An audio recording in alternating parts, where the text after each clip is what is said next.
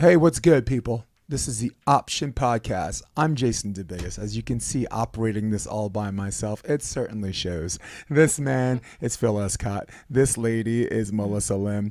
The episode starts right now.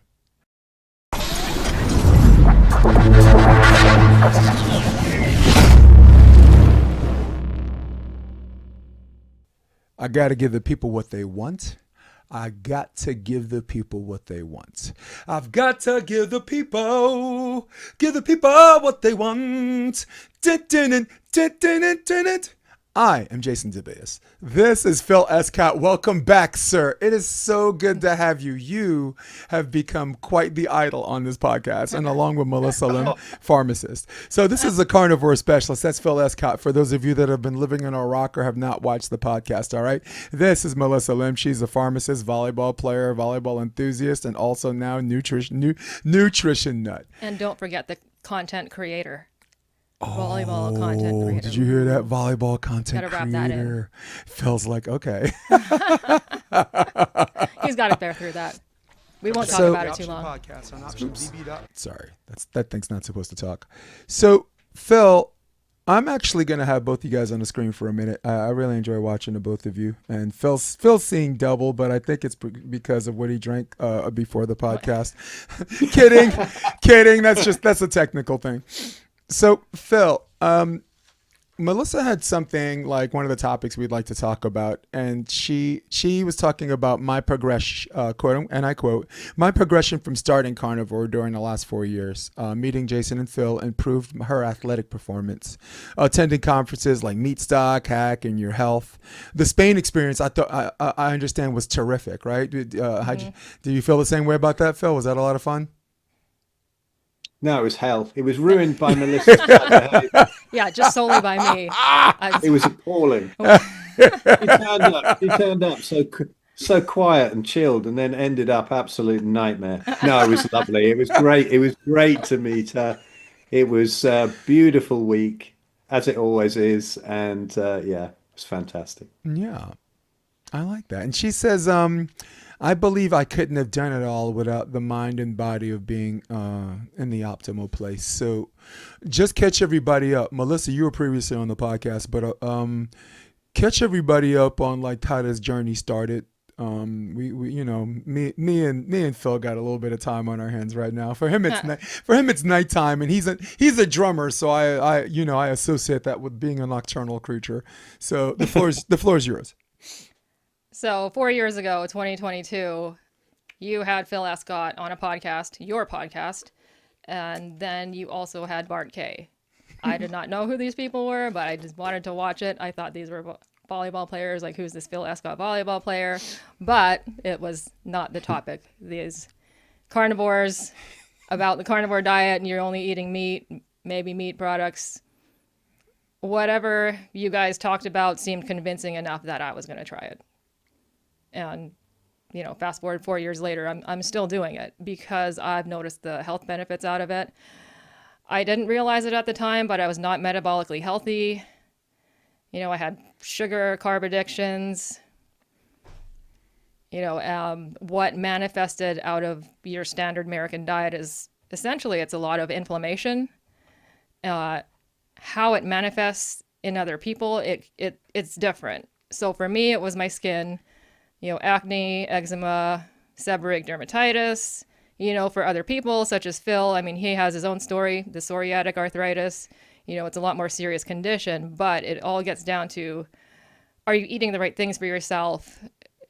There's this term called the leaky gut, which, that's something you don't want to have, but some foods will cause that and can be very damaging. And it's just that people don't realize that. Right. So that was 4 years ago. It made such a significant change in me and my health. I sought out Jason in Huntington Beach. I stalked Jason at Huntington Beach to thank him for changing my life. Later on, Jason connected me with Phil over the phone on a podcast with him. And then, fast forward again, Phil organizes this carnivore retreat in Spain, which I went to last November, which was a hell of a good time. going on. I mean, it gets down to having the right mindset, mind and body. If they're healthy, you think you can do anything. Like my confidence has completely shot up, gone through the roof. And Yeah. it's not like I had terrible confidence either. Yeah, yeah. your game was better, right? Yeah, something like it actually does enhance athletic performance. You're being more heat tolerant Right. about that. So yeah, fast forward to even this past weekend going to Huntington Beach. Now That I'm was a great. volleyball content creator. Yeah. All of a sudden, like it's happened so fast, Now- past like 4 to 6 Now, weeks. Phil, this was 2 years ago, right? The what? That you came to Huntington Beach because That was 3 Phil, years we ago. just Phil. It's Huntington Beach. The volleyball tournament happens the same month every year, so this is like our third anniversary when she first approached me. Because Phil, when she approached me, I thought she's like, "Are you NY Varsity Sports?" I'm like, "Cool." She looks like a volleyball player, right? She's short. She's Asian. Said, I mean, she's probably a good defensive player, right? So and we're talking about and we're talking Phil stuff. We were talking Bart Kay. And we were talking Phil stuff, and I thought that was really, really cool, you know. And honestly, your story is a hell of a lot longer like that. But I'd like to start with Phil a little bit. Phil, thank you for the patience of the camera. Again, I know you're seeing double, but the audience gets to see this beautiful English face. Are you kidding? You know, and you sit proper. Look at me, all hunched. and look at Melissa. She looks like a schizoid person, a character. This man is prim and proper. I'm not sitting properly. I'm really lazy. I'm sitting in this chair, and I've got a cushion on the desk, and I got my feet up. The illusion of good posture. See, there's a Yes. leg. Wow. The illusion of good posture. Where's It's it's all mine? nonsense. That's mine. Oh, good. Well, look, if I did that, I would definitely suffer the agony of defeat. All right, you at least have a leg up on this competition here, Phil. I'd like to, and I know this is like 1,000 times for you, but for my audience, it definitely bears repeating if regurgitating in a good way. You wrote a book called "How Rheumatoid Arthritis Saved My Life," and I guess for my own guilty pleasure, it never gets old for me. Can you let's walk our audience through like some of your conditions, right? And some of the medications the doctors had you on, and then how you discovered the carnivore thing and how it literally changed your life. You wrote a book. Is that the book, How Rheumatoid Arthritis Saved My Life? It's called Arthritis, the Best Thing That Ever Happened to Me. Wait a second. Does it look like this? Oh, it looks like this. It's my copy. I got it. Like That's that. right. Well, she knows I don't like to read, but I read it, and I read the Red Pill Revolution, the new one, Oh yeah. the one about the okay. But sorry, let's walk us through the chronology. It never gets old. So indulge, please. Sure. Well, I started to get really fascinated with diet and health and lifestyle probably around 1980, actually, because I'm an old bugger now. I'm 64 on Friday, and I was 18 then, and I started to get really interested in it, and I went down the wrong paths. Well, I mean, the first thing I started was basically taking a huge amount of mushrooms. And then, having blown my brain out with those, I decided that I was going to become a yogi. So I came up to, well, I learned transcendental meditation, and I came up to where I live now, Skelmersdale in England, to be part of that community. And of course, as you can see from my YouTube channel, my talk from Spain last year, how religion and spirituality have ruined our diets. And okay, there was a honeymoon period. I felt okay. And, I spent most of the day sitting in lotus and bouncing around on my ass, doing the old TM flying technique thing. And so I thought that's going to be it. I even thought I'd give up music. But of course, you can never do that. Somebody always drags you out of retirement. But as the decades went on, I started to notice more and more little issues. It's funny how we get used to them and ignore them. But Right? this went on until sort of early 90s when I was in an amazing band.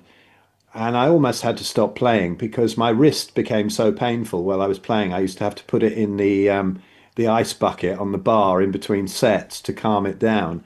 And it was misdiagnosed, but it's lucky actually, because back then I'd probably have taken the medications and believed them that it wasn't curable, but I didn't know what it was. And it took another, it's funny how long it takes for these things to happen. The body gives us so many warnings. But by the late 90s, I was running a gym and I got big, got muscly. I never got lean though, because even though all the cardio I was doing as well. So lots of mountain biking, writing for mountain bike magazines, still into the whole spirituality thing and meditation, keeping me on a largely plant-based diet, trying to go vegan now and again, but feeling so crap I bailed out of it. Then in 2010, I looked completely different. By then I'd stopped training. I'd eaten a load of rubbish. Well, I was eating rubbish anyway, but I ate the stuff that I knew was rubbish that I hadn't figured out yet. The previous stuff was also rubbish. And I ended up pretty fat. And so I looked totally different. The only videos you can see of that are old ones of me on the drums where I've got 4-foot dreadlocks and I was about 90 pounds heavier. Anyway, 2010, my ankle blew up, and I thought, oh yeah, that's probably just an old climbing wall injury where I used to be into climbing too. Fell off a climbing wall. And it was very painful. It wouldn't go away. And then the other ankle blew up, then the left knee, then everything, and the back, and everything started to go wrong until I was completely and utterly crippled and in absolute suicidal pain. And I thought, well, okay, let's go to a rheumatologist. So I went to one. He said, yeah, you've got psoriatic arthritis. It'll never go away. You have to take these meds for the rest of your life. And you come out of these places so demoralized, so fear-mongered. But I still had in the back of my mind, I'm going to figure a way out of this. But I don't know what it is yet. I did take his steroids and I took the sulfasalazine meds for about a month until they gave me a huge amount of hallucinogenic flashbacks, turned my skin yellow, and were absolutely no use at all. So I thought, this is not the way to go. So what I need to go down the road of is, because I was vegetarian pretty much, I need to go even more plant-based. I need to go really properly vegan. So I went vegan. Plant harder. Yeah, plant harder. Yeah. So I went vegan, and I lost a load of muscle mass, bone density. I lost about, I don't know, 60 pounds, something like that. I also lost my dreadlocks. And then it didn't fix the arthritis at all. And then I thought, well, I have to go even further. So it has to be raw veganism with loads of smoothies. And I was putting a whole pack of spinach in every day. I was putting turmeric in. I was putting almonds. These are a massive oxalate bomb. But I thought, oh, these are superfoods. Now, if you listen to my podcast with Sally K. Norton, who wrote the book Toxic Superfoods, we'll go through the whole history of that. But then fast forward about 6 months of drinking and eating all that crap. And I was no better, but I had a load of brain fog. My teeth started de-enameling and I got the most agonizing kidney stone. So this was from the oxalates, from the spinach smoothies that are supposed to be so wonderful for you. And eventually I found this website. I think it was called beyondvegetarianism.com, something like that. Okay. And I was two vegetarian guys who had admitted that, no, we were facultative carnivores for millions of years. We ate predominantly meat and we were fine. Now, one guy couldn't face it because he was so brainwashed by all the spiritual, meat is so unhealthy, so bad for the environment, so unspiritual, never get enlightened if you eat meat, all of this nonsense. And so he couldn't do it. But he carried on with a lot of health issues. And the other guy ate a load of meat, cut a load of plants, and got better. So I started, this must have been like beginning of 2012. So I thought, right, I'll go keto. I shall eat a load of meat. But of course, you still need your healthy vegetables. So I was having all I was focused on was ketosis. Not running on carbohydrates anymore. I thought it was all a matter of carbohydrates. I hadn't figured out plant toxins. So anyway, I'd had that horrible experience of having a camera up your knob and a laser and lasering the kidney stone out of the ureter. But it was done on a Friday though, right? Yeah, well, obviously. Sorry, I didn't mean it. You had a flow. I didn't want to break your flow. I'm sorry. He's like, No, I forgot yeah. what I was gonna say. No, I'm good. I'm good. I'm good. I've completely forgotten what I was going to say. No, I haven't. So I had that thing lasered out, and so I went towards the whole keto kind of paleo thing, focusing on ketosis. And then probably at 2014 or so, by that time I'd got rid of most of the inflammation. I'd trained to get quite a bit of the muscle back and not the fat. And without any exercise really, to in the interim period to lose weight, my first set of abs lying on the sofa doing nothing. So I thought everything we've been taught about exercise as well is rubbish, and calories in, calories out, that doesn't exist either. Just get Bart Kay started on that. And so by 2014, I was pretty much fixed. And I wrote that book.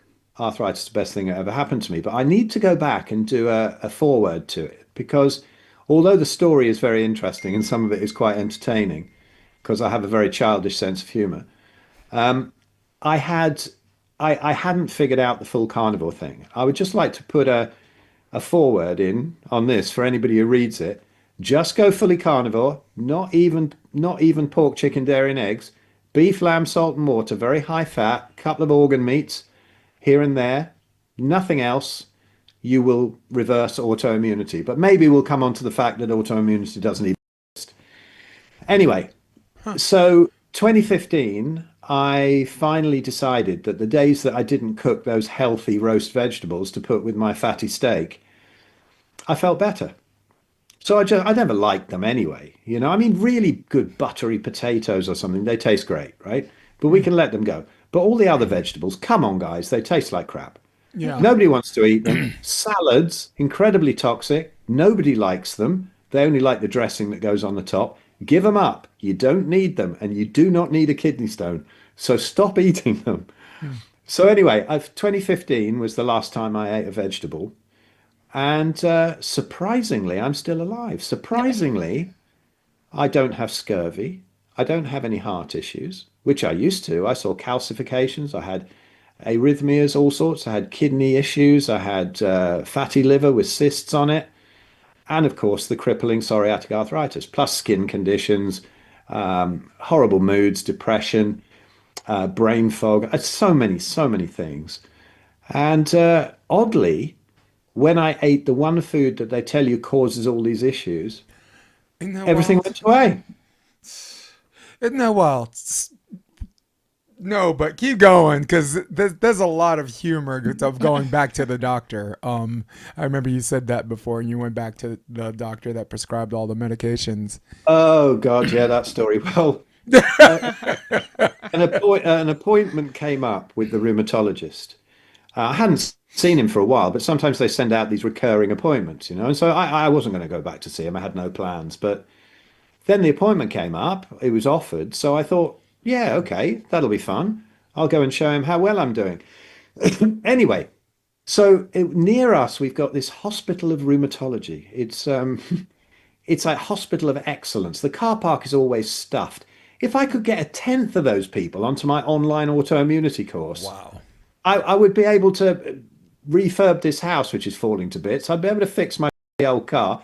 I'd be able to do all sorts while those rheumatologists sitting there getting paid really well for ruining people. You could Anyway, also so I charge more went, for parking too. You could make a killing for parking if I charging for could, parking. Sorry, go ahead. absolutely. Yeah. So, So I went back into the hospital. So the first thing that you smell is toasted sandwiches in the cafeteria. And like, come on, guys, have you got no idea? Anyway, I was sitting in his waiting room with all these sort of overweight people with their joints bandaged up on crutches, eating candy and biscuits and things out of their handbags. Eventually, it became my turn to go in. So I went in and I said, hey, I just thought I'd pop back in and see you. Check this out. Under the horrible misapprehension that he would like to see somebody cured, whereas a patient cured is profit lost, right? You don't want that at all. So I'm jumping up and down. I'm saying, look, I've done really well here. I've had taken none of your meds, done nothing. And I seriously changed my diet. And this is how I did it. his reply was, you have to take this methotrexate, this horrible hand-me-down cancer drug that blows up your liver, detaches your retina, does all sorts of other things, and doesn't fix anything. He said, right, you've got to take this, otherwise it's going to go into your heart and lungs, and you'll probably get a malignancy. And I said, that's ridiculous. You're telling me that my arthritis was due to a deficiency in methotrexate. All our ancestors would have had arthritis if that was the truth. Anyway, it would have been considered hereditary, right? I mean, sorry. Yeah. So he got so angry, he was frothing at the corner of the mouth, shouting at me. Even the nurse in there was staring at him like he was mad. And I thought, this is a lost cause. He's not interested. So I just said to him, when you froth at the corner of the mouth, it can be a sign of heart disease. and that was it. I walked out, never went back to a rheumatologist. And please, anyone who's listening to this, who's on any kind of medication for any so-called autoimmunity, run away from those people. Go to hospital if you break a bone, if you go so far as you have a heart attack, that kind of thing. If you've been poisoned, all that thing, anaphylactic shock, great. Anything else, run away. They don't cure it. They've never seen it cured. And in the last 10 years where I've been working with clients, I have seen it reversed so many times. It's not rocket science. And you see, the thing is, it sounds a bit weird. If you say to somebody, okay, all you need to do to fix it, on a diet level anyway, all you need to do to fix it is eat very high fat, beef, lamb, salt and water, nothing else, heal the gut, and the problems will stop. They think you're a lunatic because they think you Googled for 5 minutes and found something really crazy. But, 45 years or so I've been studying diet. I was wrong for 30 of them. It almost killed me. I know so much about diet and lifestyle that is absolute nonsense. I've had to throw it all out, all of that study. And so when you tell somebody the simplicity of it, of how to get rid of it, it's very difficult to believe. And it's a shame. And that's how the medical system, with their fear-mongering, keep these people in tremendous suffering. And it breaks my heart, really. Yeah. I just want to help them. Well, for me, like, there are some platforms where, like, you should push back on some of these arguments and this and that. And that's, for me, that's not, the option is not that platform. This is a conversation. I am not a television anchor. I do not have a media obligation for any of those things. But let's assume that I did. I don't have anything to push back on for 3 reasons. One, anyone accusing you of a 5-minute Google search, just assuming that you Googled it, has never Googled it, because you can Google. I can Google this for 20 minutes. All right, this kind of stuff has been scrubbed from the internet or not allowed it on. Unless you have like a direct link, Phil, you're not gonna find it on a simple Google search. That's rubbish, as the English would say, and as New Yorkers would say, nonsense, or way out of line if you're talking about Brooklyn.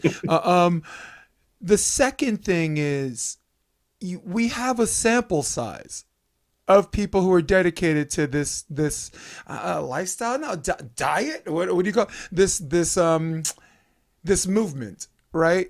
Where the results speak for themselves, right? And that's the second point I wanted to make. And the third point, and this whole like appeal to authority fallacy, is way over the top in the United States. The doctor is trying to tell you he's right because he's a doctor. He's not trying to tell you he's right because he's right. All right. And the reason behind this, in the United States of America, there's a miscommunication from the people who are in the practice of medicine and the people who are in general nutrition. Because the big secret, a lot of people, even in the United States, don't know, Phil, is they don't teach nutrition in medical school. I'm going to say that again. Ready? Big secret. Maybe I'll go single screen on myself. They don't teach nutrition in medical school. The doctors who authentically care about it have to do their own research. And that's an old school concept. Doing your own research is called reading, right? And the doctor is reading the same letters off of a piece of paper as we are. So it's very, very important to listen to everybody, right, Melissa? But listen to all of the arguments And for us as critical thinkers to decide for ourselves, right? In America, that's such a dangerous thing to say because they just assume everyone's stupid and lazy and don't know any better. And you know what? We deserve that, Phil. Okay, a lot of us are stupid, and a lot of us are lazy, and a lot of us don't want to know better. So I'm very, very glad that you put it in that way. But I remember the last line that doctor asked you, or you asked the doctor before you left, have you ever seen a case like mine? And he says no. And you said, I saw it 6 times, and I'm not even a doctor. Dude, I play the drums. Oh, that was, yeah. That one was about my mother's breast cancer reversing when we did that with the same way. Oh, it wasn't you. It was your mom. Yeah, and the guy thought that I was an absolute idiot, and I took her back at one point, and it had reversed on a carnivore diet and an iodine protocol. And he just examined her and turned around to me and said, "How on earth did you do that?" And I said, "Well, I told you how I was going to do it." And I said, "Well, you're an oncologist. Is that the first natural reversal you've ever seen?" And he said, "Yes." And I said, "Well, I'm a drummer and I've seen several." And it's not rocket science. Here's the thing, right? People are thinking probably watching this. Some people might be. My apologies if you're not. But since I discovered this in 2015 or so, it has actually grown very, very much. And there are millions worldwide finding the same as I did, because people go, where are the studies? Where are the studies? You have to rely on studies. And don't get me started on where studies actually came from and medical journals and how corrupt they all are. But it's not about studies. It's about, those millions of anecdotes, when most studies are just epidemiology anyway. So they're just anecdotes anyway. So the plural of anecdotes is data, as Dr. Sean Baker always says. And there are so many millions around the world finding this now. But it's not a diet. It's not some kind of weird new thing. This is how we've eaten for millennia. As my friend Dr. David Unwin says, in England, he's fixing everyone's diabetes here down the road, becoming very famous. He was just on Diary of a CEO, actually. One of the speakers at my English event later this year. Wonderful guy. And he always says, he points out very, very well, what would you feed your pet human if you had a pet human? Right? You have an animal, anything. I have snakes. I don't try and feed them kibble. I don't give them avocados and quinoa. I know exactly what they eat in the wild, and it's rats and mice. So that's what I feed them. So look at what humans actually eat in the wild. Right. And people have this funny idea that we went out picking all this fruit and stuff. Yes, presuming I don't believe in evolution, but for people who do, let's look at the ones who, we say that we came from apes and we ate a load of fruit and plant matter. Well, look at the ones who are still eating fruit and plant matter. They're still up in the trees throwing poo at each other, right? We are talking on this podcast. Yeah, we're talking on this podcast on computers because we ate meat. This is how our brains grew, if you believe evolution. If not, if we were seeded here by the Anunnaki or we just appeared or something happened, we are still facultative carnivores. If you look at the tribes around the world, as my good friend Mary Ruddick points out, who is incredible, who travels around all these indigenous tribes and knows exactly how they eat and how they behave, they have none of our chronic diseases. They're totally happy. They've got no mental issues. They live to well over 100. And when they do, they've got all their faculties. I mean, she posted something about this wonderful family, and there was 6 generations. The old lady's like 120, the daughter's 90, and down it goes. This old lady wasn't wheeled on as a curiosity. She's dancing with the tribe. And this is what Mary sees all around the world. Now, these tribes eat 90 to 100% carnivore diet, depending on latitude and season. In the north, obviously nothing. In the winters, nothing. The fruit that they eat is still seasonal. It's nothing like the fruit we get in the shops. And none of them are stupid enough to eat vegetables. They know that stalks and leaves are toxic, and they don't go near them. And so they don't build up all these plant toxins. Nothing that we have in our shops now that we're told are all the healthy foods even exist in the wild. So I say to people, don't study diet. People say, how on earth do you get past all the conflicting information? This guy says juice your food. this guy says do that, and this guy says eat whole grains, and you know, look at anthropology. What do we actually eat? And refer it back to nature. What would have been available in your latitude at this time of year 10,000 years ago, before we brought farming in and all the modern diseases came in? Well, what would have been available? Always meat, always fish if you were near to some water, and occasionally a little bit of kind of sour fruit in the autumn. If the monkeys didn't get it first, if it didn't rot on the ground, if it didn't get covered in bat, if it, you know, this is not plants are not necessary in our nutrition at all, and we wouldn't have had them year round. Ice ages, winter, north, none of it. Humanity came through those periods, and if they didn't eat meat, they'd have starved. So this is what we ate. This is our ancestral diet. We need to stop calling it the carnivore diet, because it's a human diet. It's the proper human ancestral diet. And there is nowhere on this planet that you can walk around like it's some kind of Garden of Eden and pick all these fruits and vegetables and eat them and survive. There's nowhere. Plants are all toxic. It's basic botany. If anyone hasn't seen Anthony Chaffee's video, Plants Are Trying to Kill You, go have a look at it after this episode. You know, 136 known carcinogens in an organic Brussels sprout and 60 in the least toxic veg. Come on, you really want to eat this stuff? Oh God, you know, I've been eating Cabbage Patch like twice a week, man, the last 6 months. And I think because of the balsamic vinegar and the bacon that they put in it, sometimes it does, like, some of these foods do cause a neurological addiction, right? And we could definitely have a conversation with that, or maybe steer it that way.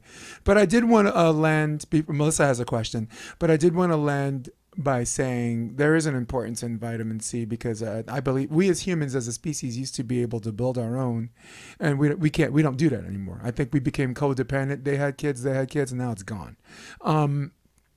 So if there's an importance of fruit to go with the carnivore diet, if the answer is no, then we move on. But if the answer is yes, are we looking for foods on a glycemic chart that are not high in sugar? Like, I don't know, strawberries, blueberries, stuff like that. Well, you see, this is one of the first things that they say, that you're going to get scurvy because you're not having any vitamin C. Well, they assume there's no vitamin C in meat. There actually is, and it's quite high in liver. But vitamin C competes for the same pathway as carbohydrates. So again, refer it to nature. Nature has it perfect. There's a load of vitamin C in berries and stuff, and so there's sugar in there, Right. and that blocks the uptake of the vitamin C, so the vitamin C is increased. If you don't take in any carbohydrates, you don't need anywhere near so much vitamin C, and nobody on a carnivore diet gets scurvy. Otherwise the Inuit would have died out from scurvy. Right. The polar explorers knew, and the old ship's captains, they knew that fresh meat would not only prevent scurvy, it would cure it. You didn't need limes and lemons and oranges and stuff. And the trouble is that why they got in trouble was they had like dried meat and ship's biscuits on the boats. So they were taking in carbohydrates from the ship's biscuits. There wasn't so much nutrition from the meat. So then they were in trouble, and then they would get scurvy. But as soon as they got rid of the carbohydrates and reintroduced fresh meat, they were absolutely fine. So no, I have never seen. I've got like, I don't know, 60 odd thousand or so on my social media carnivore. I've seen groups that are way bigger, like Sean Baker's group, World Carnivore Tribe, other ones. Nobody's ever got scurvy.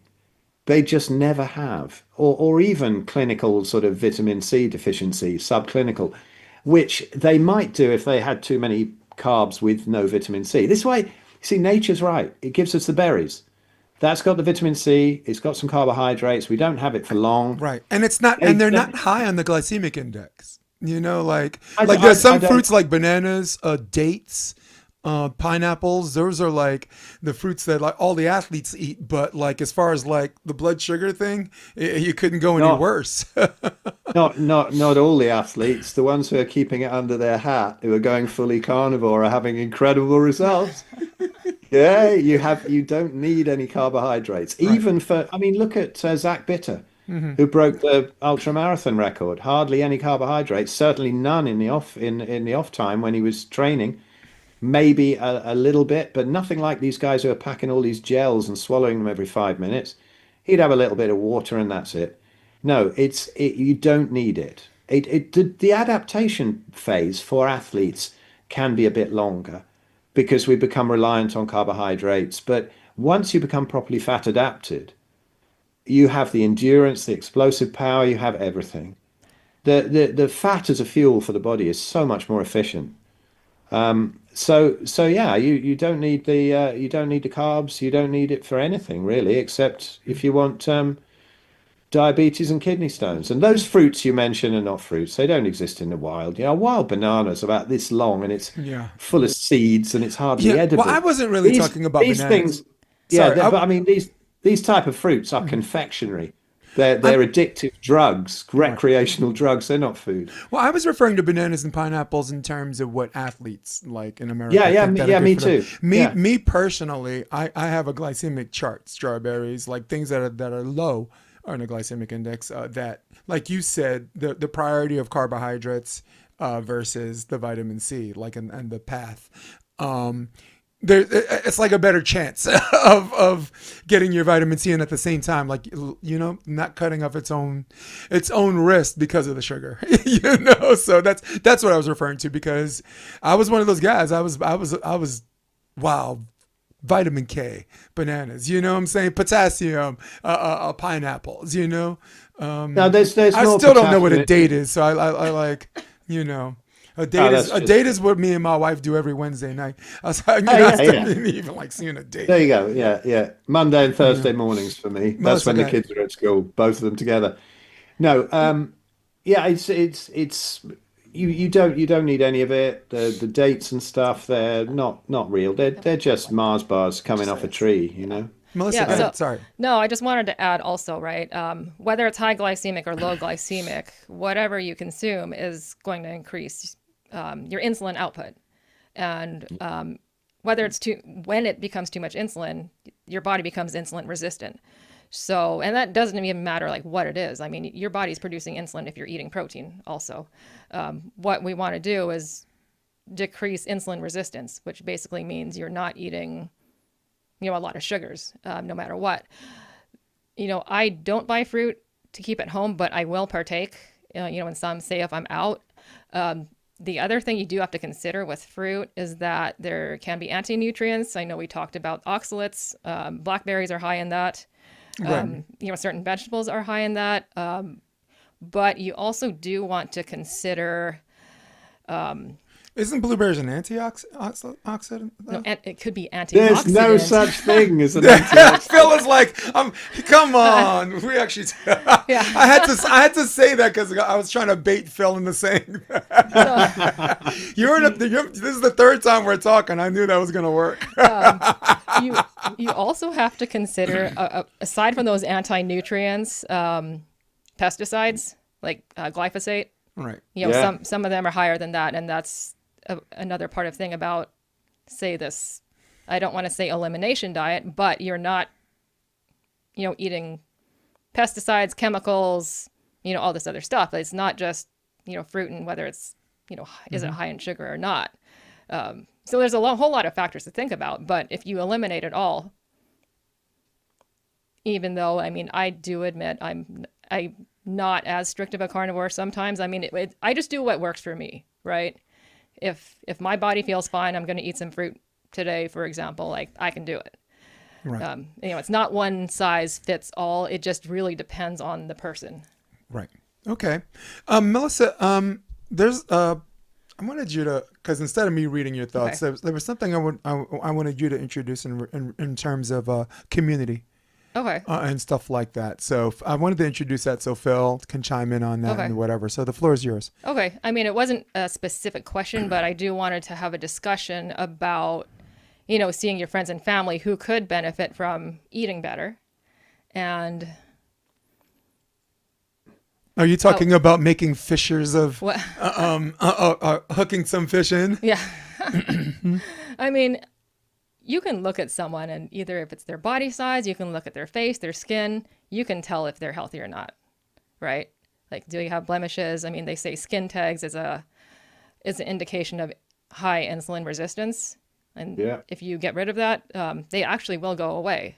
But everyone around me, like whether I know you or not, but especially if, you have friends and family who say I'm pre-diabetic, I'm type 2 diabetic, for example, I'm going to go on these meds, right? There's another route other than taking the band-aid approach with medicating. I mean, obviously that's my profession, treating the illness, but not curing it. So that's what I wanted to discuss about, because there's always difficulty seeing people you love, but they don't want to make a change. And I mean, for me, I mean, it's heartbreaking and it hurts. Right. You see people suffering and you could suggest something, but they're not going to listen to you. Phil, I'd like for you to go first on that one. That's a lot to unpack, but I wanted you to. I saw your wheels turning. You have a double and triple screen, so you don't see your own wheels turning, but I see them. I am. Yeah, no, something you wanted to say about that? I was just scrolling up because I can't see it recording, so I sort of had a bit of a panic, thinking, "Are we actually recording?" Yeah. Well, we're YouTube live. We're going. Yeah, We're still going. Usually you can see it in Zoom, so I got spaced out. But no, Melissa makes a good point, which it used to really break my heart because it's very difficult to see your friends and family are getting really sick and wrecking themselves. But there is an expression that an expert is somebody who knows his stuff and is more than 50 miles from home. Your friends and family, your friends and family are probably never going to listen to you, and you just need to kind of let that go. It really bothered me for a long time. And then my friend Maidi Goodson, who helped me with an awful lot of the kind of emotional stuff, emotional side to healing. She's brilliant. And she once said, look, just make sure that somebody's actually asked in the first place. Because otherwise their eyes sort of glaze over and you think, I'll just press on, but don't, because you'll kind of put them off. I'm very lucky now that people come to me for consults and they're ready to listen. And they've seen me on a podcast or something like that. Usually Anthony Chafee's, because my YouTube and everything is so shadow banned for speaking out against nonsense in early 2020 that we won't get your channel. We went through that together a little bit, Phil. Phil. Yeah, I know. We won't get your channel pulled down by talking about that now. But I think I'm lucky that people come to me now. And so I can really fulfill that side of me where I want to talk to people, I want to help people. But if you're just discovering this and your friends and family are the only ones, and it is heartbreaking, just kind of ease up on them, lead by example, get real healthy and fit, and then have them ask you, how did you do that? How come you look so young at your age? How come this skin condition's gone? How come that? Then they start listening. Yeah. But it takes a lot of self-control not to punish your friends and family with new information. So, I mean, that's exactly what I'm doing now. Just lead by example. Yeah. I mean, they don't see it shows. There's no significant weight change in me. It's unlike other people, but but you're again, you just have to stronger. Your face is clean. Look healthier. Just again, I discovered this in my 40s, and I mean. You might be surprised. I'm in my late 40s. That's wild. Yeah. And I don't look it. Are you? Yeah. There's so many surprises. Do you remember? I'm going to shock you. I'm going to tell you my exact age. I love Phil's reaction. What? I'm 47. Stop it. Now, you remember Maxine from the carnivore thing? Now, on her Facebook, I'd have thought maybe 35. When I met her in person in England, I thought maybe 40. When she told me she was 58, I was like, what the Wow. hell? She's She looks 58, good. Maxine. That's a, Incredible. but guys, Yeah. that's a great answer though. Like, we were talking about religion before, right? And you'll appreciate this, Phil. Like in Christianity, Orthodox Christianity, and how I was raised. I went to a gospel church. There are two ways to fish for men, right? You can scare them to death. Have 'em- make them read the book of Revelation, and they're just like, okay, I'm going to convert to God because I don't want to go to hell, right? But there's also a way that you can believe, take the good things and the good tenors of what you're reading, and let your light shine, and everybody sees that you have this light behind you, and everywhere you go, your light goes, and like people like pitch birds to bread, right? They involuntarily follow you. I always said that about Bill Clinton. He's like, as whatever you could say about him, like the guy had this. I met him in person. He has this light behind him, and everyone just hangs on his words. And take Christianity, whatever, forget all about all that, and talk about what we're talking about here, the red pill revolution. Talk about that. Lead by example. She just said she's 40 what? 7. 47, right? I'm Phil, I only did it for a month, and I'm like 75%. I'm 55. No, I'm going to be 56 in July. So I think you guys really, really stumbled onto, there's so many ways to do it to show you care about your family. But I guess the way to do it is for them to keep looking at you and be like, you know what, man, that 10 years later, I got a little older. She's still looking like that. You know what I'm saying? Phil's still looking like that. So I do really like the hook on getting our communities. But I do want to cite, and I'll land with this because I have two valuable guests and I really don't want to talk more than you guys. I want to land by saying that these people are not a monolith, right? We think there's only two sides. There's the ones who understand this and the ones that don't. And you're not incorrect. But there are different kinds of people. There are people that they're vegans. They stuck to that ideology, but they really don't. They eating stuff in the back because they would have quit that ideology within a year to 3 years, because that's what 86% of them, according to Bart Kay, said, right? Then there's some that they kind of feel good eating it and they know that, but they're neurologically addicted to pasta. It's in the house. It's available. It's cheaper. And like you said, the people around you are eating it, and you get sucked back into eating it, and now you're not carnivoring. So those are just two examples of just and I won't call them non-believers, but just for fun. I'd like, just so we can keep moving here. Those are two examples, many examples. I just gave you the two major ones: the ones that don't know any better, the ones that refuse to know, and the ones that kind of do know, but they can't. It's called willpower, guys. It's called, do you know Will, Bart? Do you know Will? What do you know Will? Do you know that guy, Will? Willpower? Yeah. I know Claire. I know, where is she? And I've got I know Claire. I know clairvoyant. Yeah. You know Claire? and I've got none of it. I've got no willpower. I don't. I had to go. I had to Get do me it off this because camera. I had that motivation. I've got none of it. So I had the motivation of indescribable agony and not being able to move. But you touched on something really interesting there about the pasta, right? Right. Now, if somebody asked me, I'm on a carnivore diet and I have beautiful lamb and beef, it's lovely. What is the most delicious thing I've ever eaten in my life? My mother's macaroni cheese, before you guys called it mac and cheese. Oh. So it was the way that she did it. Now, here's the problem. In the wild, the most delicious thing you can possibly find is fatty meat. That is the most prized thing. It has been for millennia. That is the most nourishing thing. That's the most delicious thing. However, this is what's happened with the food industry, that the junk food companies, they employ addiction specialists to actually get to that bliss point that goes beyond fatty meat. And if you think that anything that is addictive, that absolutely ruins us, is not fruit because it has no fat in it, because nature knows not to mix carbs and fats.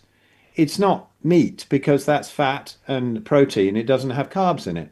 The problem is mixing carbs and fats. It completely ruins our leptin signaling.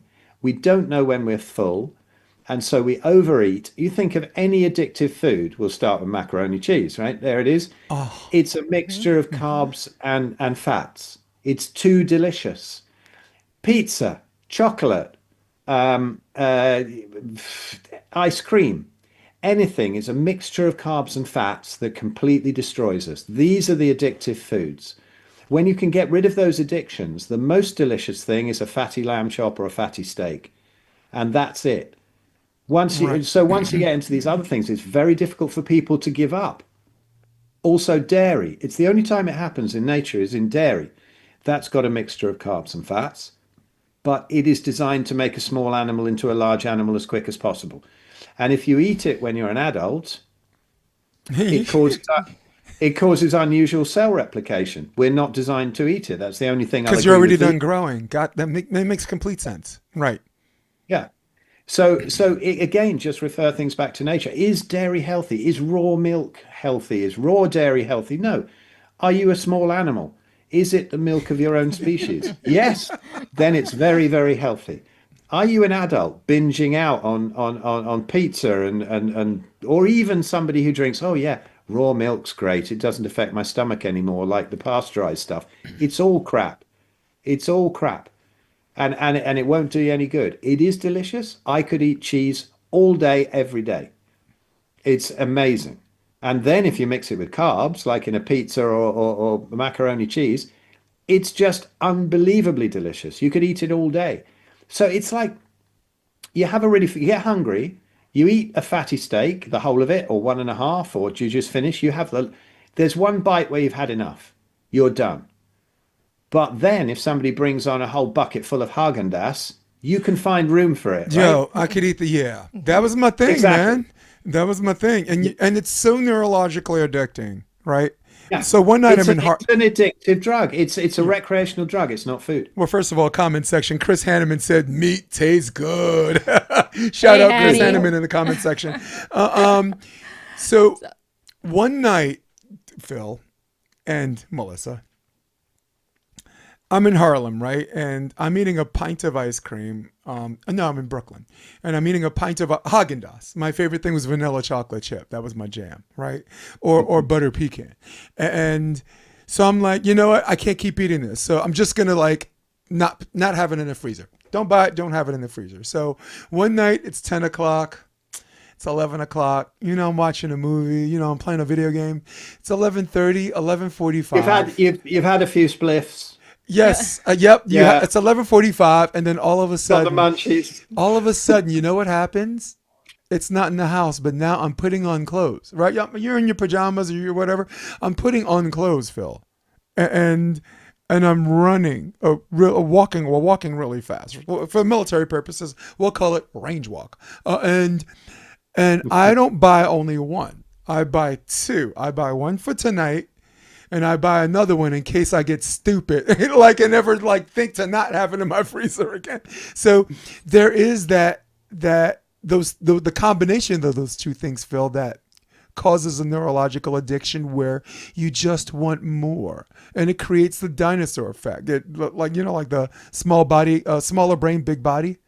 Yeah. It's like yeah, and Melissa said something really interesting, and I'm going to paraphrase. Are you if you if you keep hammering your thumb, I'll have Melissa on this.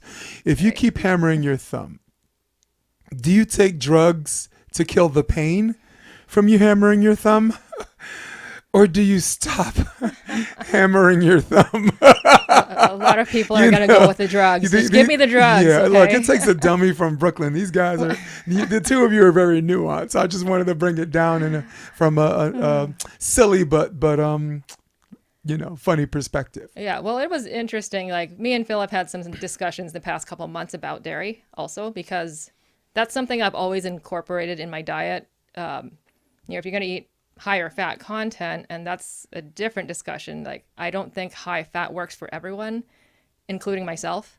But going back to the dairy is that, butter is kind of a staple, but I always have completely severe allergies living in Houston for 3 to 4 months a year, which is about now in the springtime. So I got bad enough where my eyes, like I would feel like I want to scratch my eyes out because the pollens are so bad.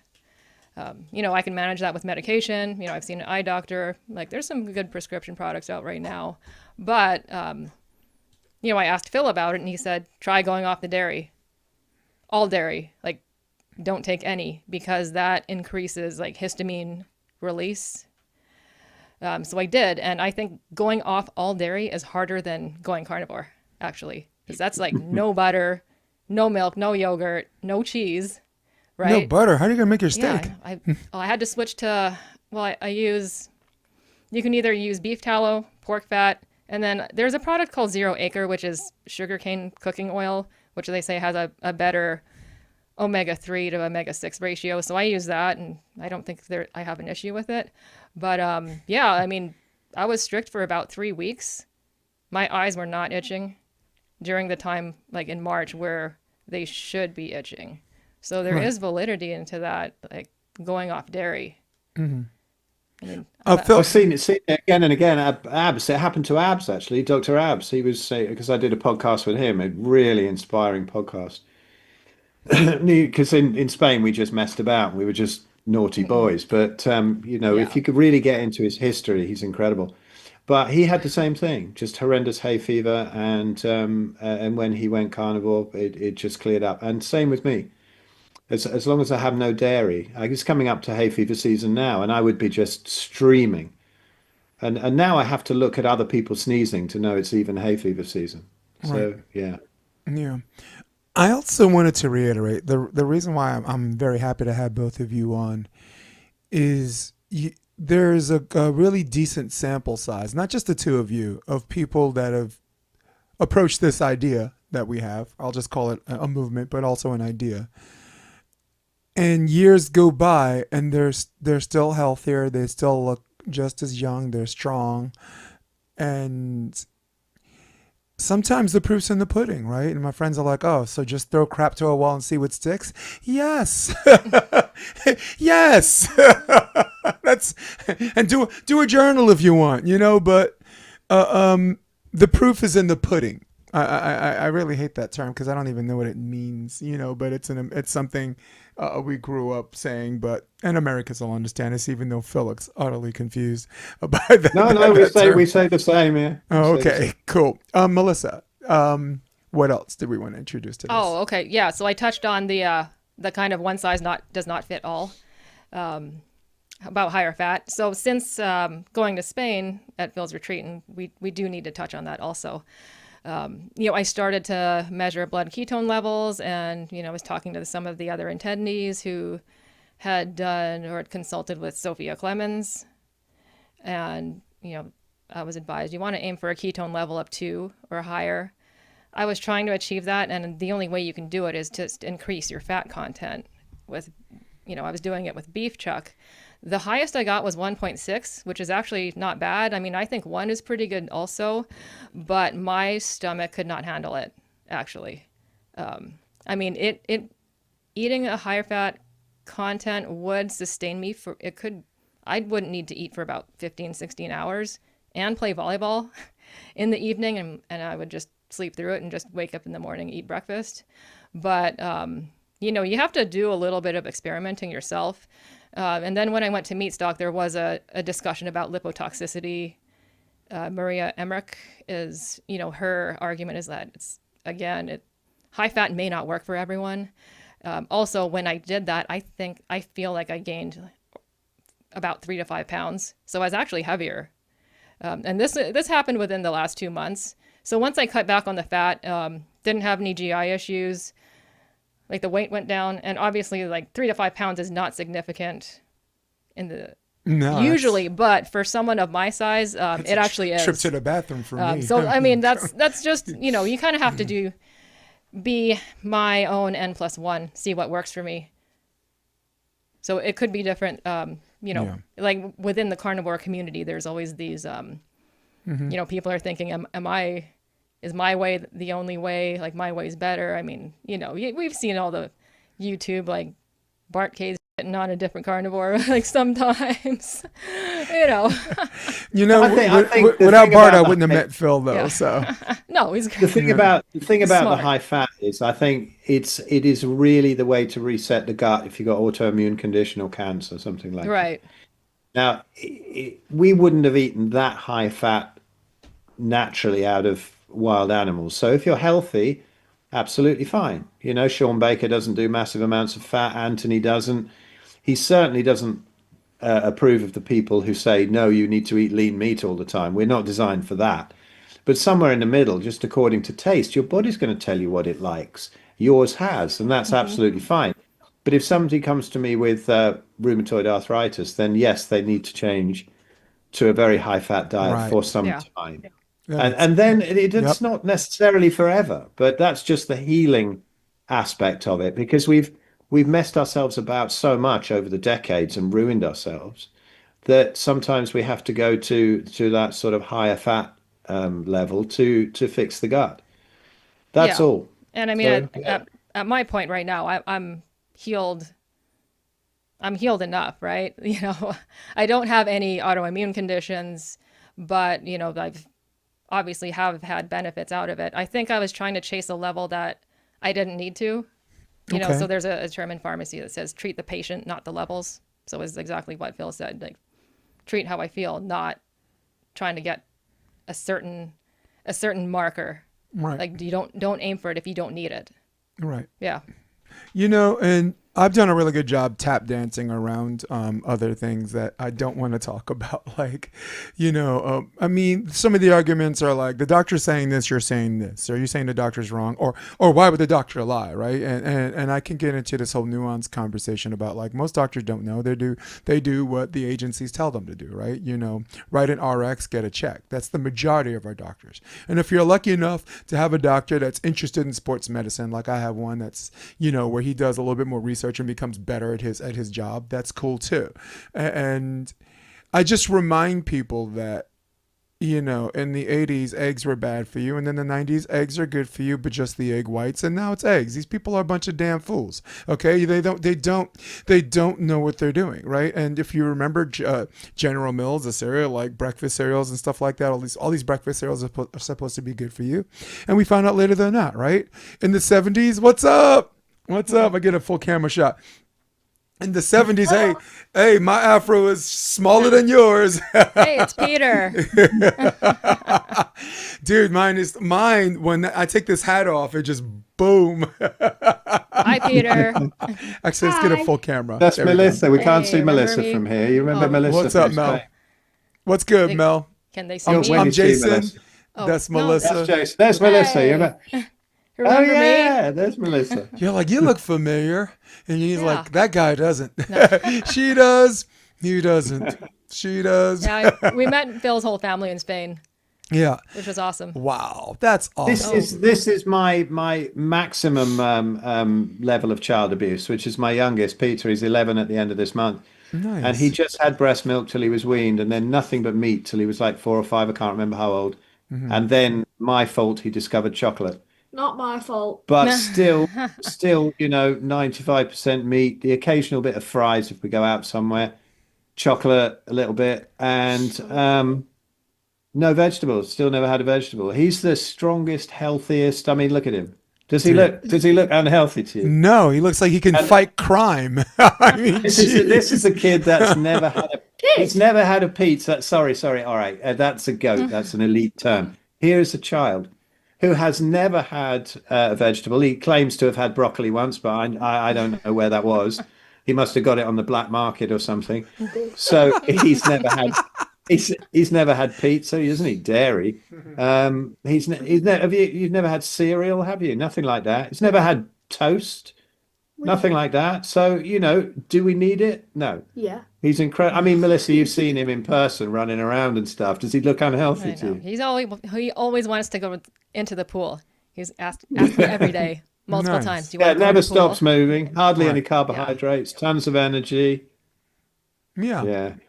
So Phil, and this is so weird to go back into because it's such a pleasant introduction.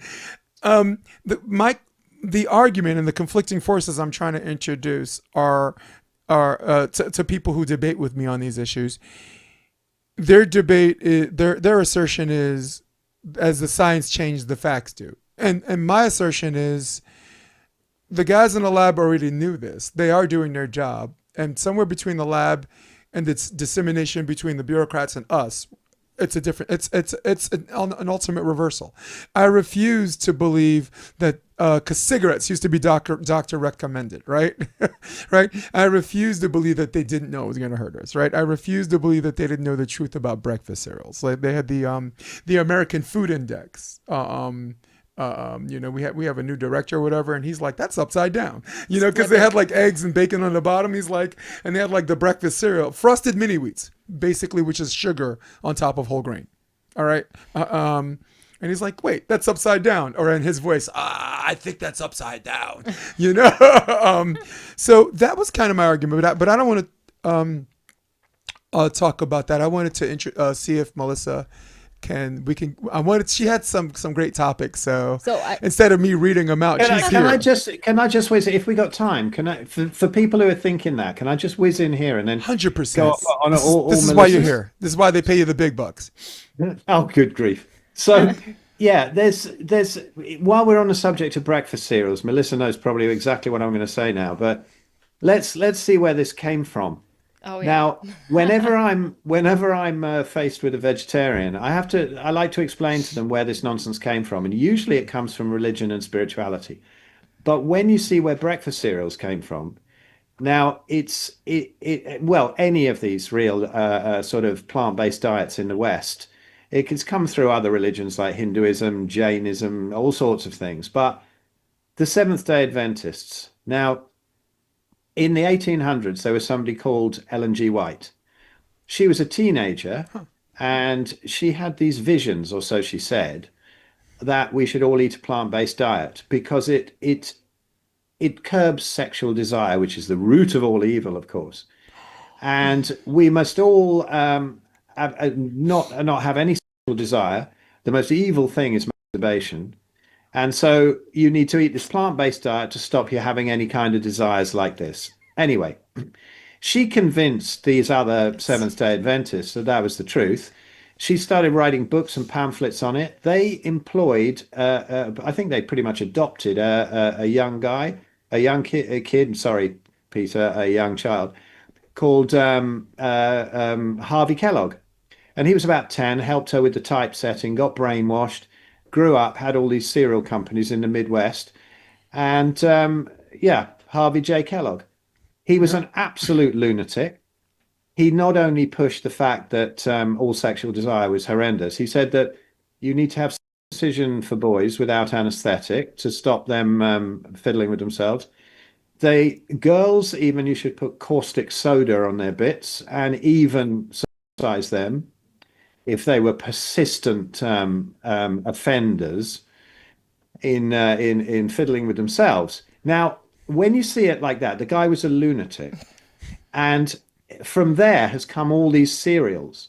So when I walk down the cereal aisle now, it's Harvey Kellogg's anti-mass cornflakes, and this is what we're having for breakfast.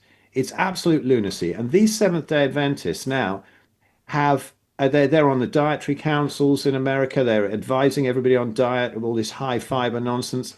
They're the second biggest educator after the Catholic Church. They've got all these hospitals and universities. They're educating people in this. They bought the franchise of the Blue Zones off another criminal, Jason Bootner or whatever, who wrote the Blue Zones. Because all of the Blue Zone diets have been misrepresented and lied about. They weren't all plant-based, and they don't all live that long, and half of them were pension scams. They were already dead. So the whole thing is built on absolute and utter nonsense and lunacy. And there's nothing worse. There's nothing worse than grains covered in sugar, apart from when you pour milk on it and mix it with fats, and then it tastes great. I remember having 3 bowls of crunchy nut cornflakes in the morning before I started on my cheese on toast. And it is addictive, but that's where it came from. So when you explain to people, when you have all this healthy cereal, or these vegetarians, you explain to them that it came from a young girl's visions that she probably faked in the 1800s to persuade people that they should never have a wank. Yeah. You know, I That's think where it came from. I guess in that case, I've never needed cereal so much in my life than I actually do the last 5 years, man. I mean, Me if too. that's supposed to cure me, man. In fact, you and Melissa, you guys can take over. I'm gonna go upstairs and have some cinnamon Oh, toast crunch. Okay, I mean, you know, I'm hoping it'll help me for my problem this later on today and tomorrow and the day after that and the day after that. yeah. So that origin story, you know, that comes from Loma Linda, California, and that's not too far from here. Did you know that? Yes. Yeah, because the only reason I know was that I did a pharmacy rotation in Loma Linda Medical Center, and I was Wow, advised by the okay. older students that this is a vegetarian town. You can't get any meat in there, but if you drive outside the city limits, you know, there's a Taco Bell or something like that. The Wait, did you hospitals, say a vegetarian town? yeah, it's Loma Linda. Good lord. Like that's what Phil is referring to. Like Ellen G. White is, I believe that all that origin is from that little town city. I mean, it's a big infectious diseases hospital, so they treat a lot of very sick, sick patients. And Wow. the school I went to the school I went to in Canada had an affiliation with them, so I spent 6 weeks there. So, Phil, that's what he meant when he was talking about second religion. Like, for me, Yeah, look, it's I'm just going to be frank. Being a vegetarian or a vegan to me is an excuse to be a snob. It's Okay, I seventh, never really thought about it from beyond that perspective. But sorry. it's Seventh Day Adventist. Good. And that's who actually made the nutrition guidelines, or like that's what the basis of nutrition guidelines are. And they do fund a lot of the studies to say that vegetarianism is healthier for you. And they continue to fund it. Phil said you talked about going to the supermarket and checking the aisle that's cereal. It is, Phil, Melissa, it's a giant. It's a giant. It's giant trucks delivering these boxes, and an aisle and a half of nothing but cereal, stacked to the gills on each shelf, like 10 boxes of cereal, 3 rows on each shelf. You'll find more cereal in your supermarket than fruit. So this is why I was trying to tell people this is not a science argument. Because the scientists already did their job. They it went from here where it was right, from here to it's wrong, from here to us trying to figure it out. And this is where I think the two of you are qualified to talk about this. What's there? I wanted real experts, so I chose you two. It's here. I can't read that. It's just great content. Thank you. Oh, who's saying Chris that? Chris Hanneman says he's got to go. Okay. Is there anyone else? Let's see. Deborah Maybay. Maybe. Deborah yeah, Maybay. I met says, her at "Great Meatstock talk, 2 weeks guys." ago. So cool, Meatstock follower. I like it. Yeah. Yeah. Like I said, YouTube's not my friend as far as the algorithm's concerned. But once the live version's over and I start spreading this, it's I figured out some things, Phil. It's been quite a fun.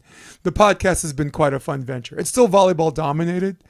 And Melissa will tell you it's been a great weekend for me and for her too, frankly speaking, as far as viewership, participation, super chat contributions, just like, I'm like, holy smokes. And then someone put my Venmo address in the comment section. It's just, and it wasn't even about money. Phil will be the first to tell you, look, money's fine, but peace of mind is priceless. Like, Phil can find better ways to make money than telling the truth. I'm sure. There are better things you can do for money. So if anyone that thinks that this is like some kind of grift, you really insult our intelligence. There's no supplements to sell. You spend your time telling people not to take supplements. You spend your time telling people to take away things that you could sell to them, that other sort of diet people might do. You get your YouTube channel shadow banned, then the vegans send you death threats and tell you you're only. That's true. Phil's got some good ones. Oh, I got some beastly ones, yeah. And you can't even once they sent you the death threats, then they start accusing you of only being in it for the money.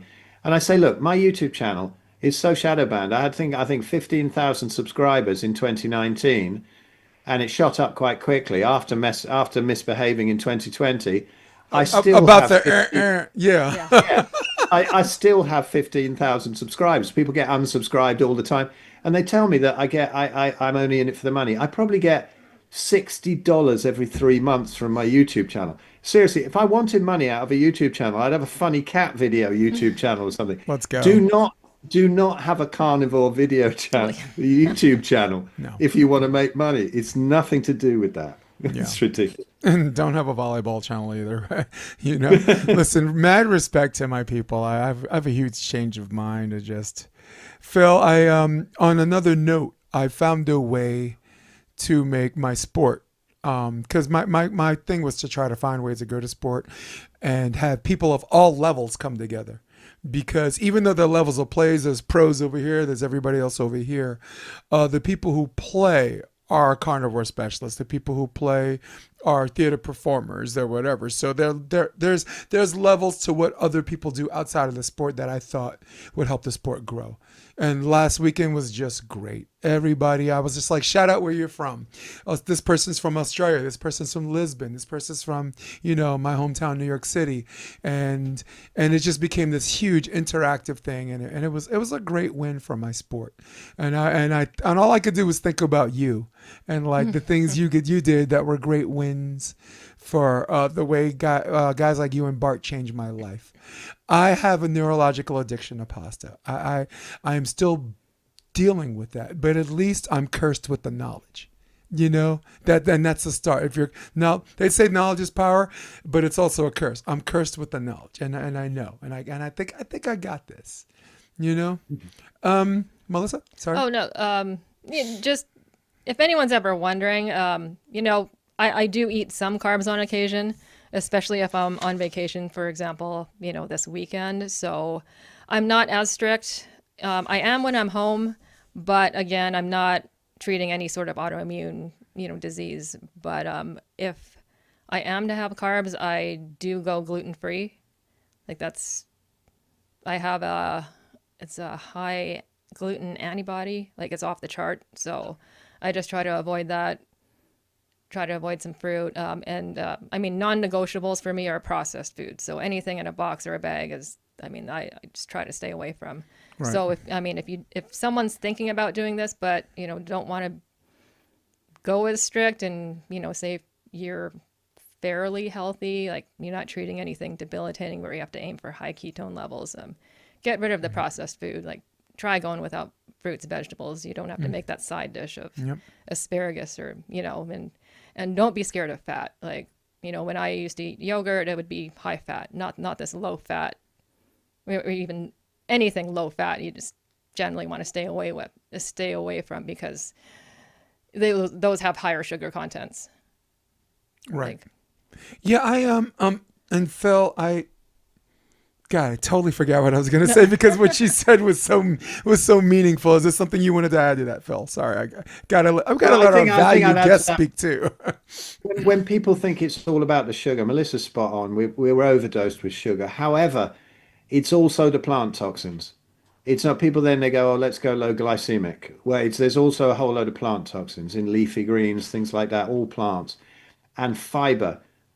I hate it when people say, oh, you need fiber for the gut microbiome. You need it to keep regularly. You need it, and then in those huge aisles of cereal, right? You see them proclaiming high in fiber. This causes all the problems it's said to cure. Jeez, yep. You don't need high fiber. The requirement for the human body for fiber is precisely zero, and it's far better if you have zero. Right.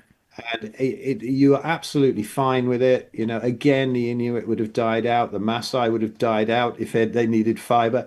Generations have had, thousands of years, they've had no fiber. And they're absolutely fine.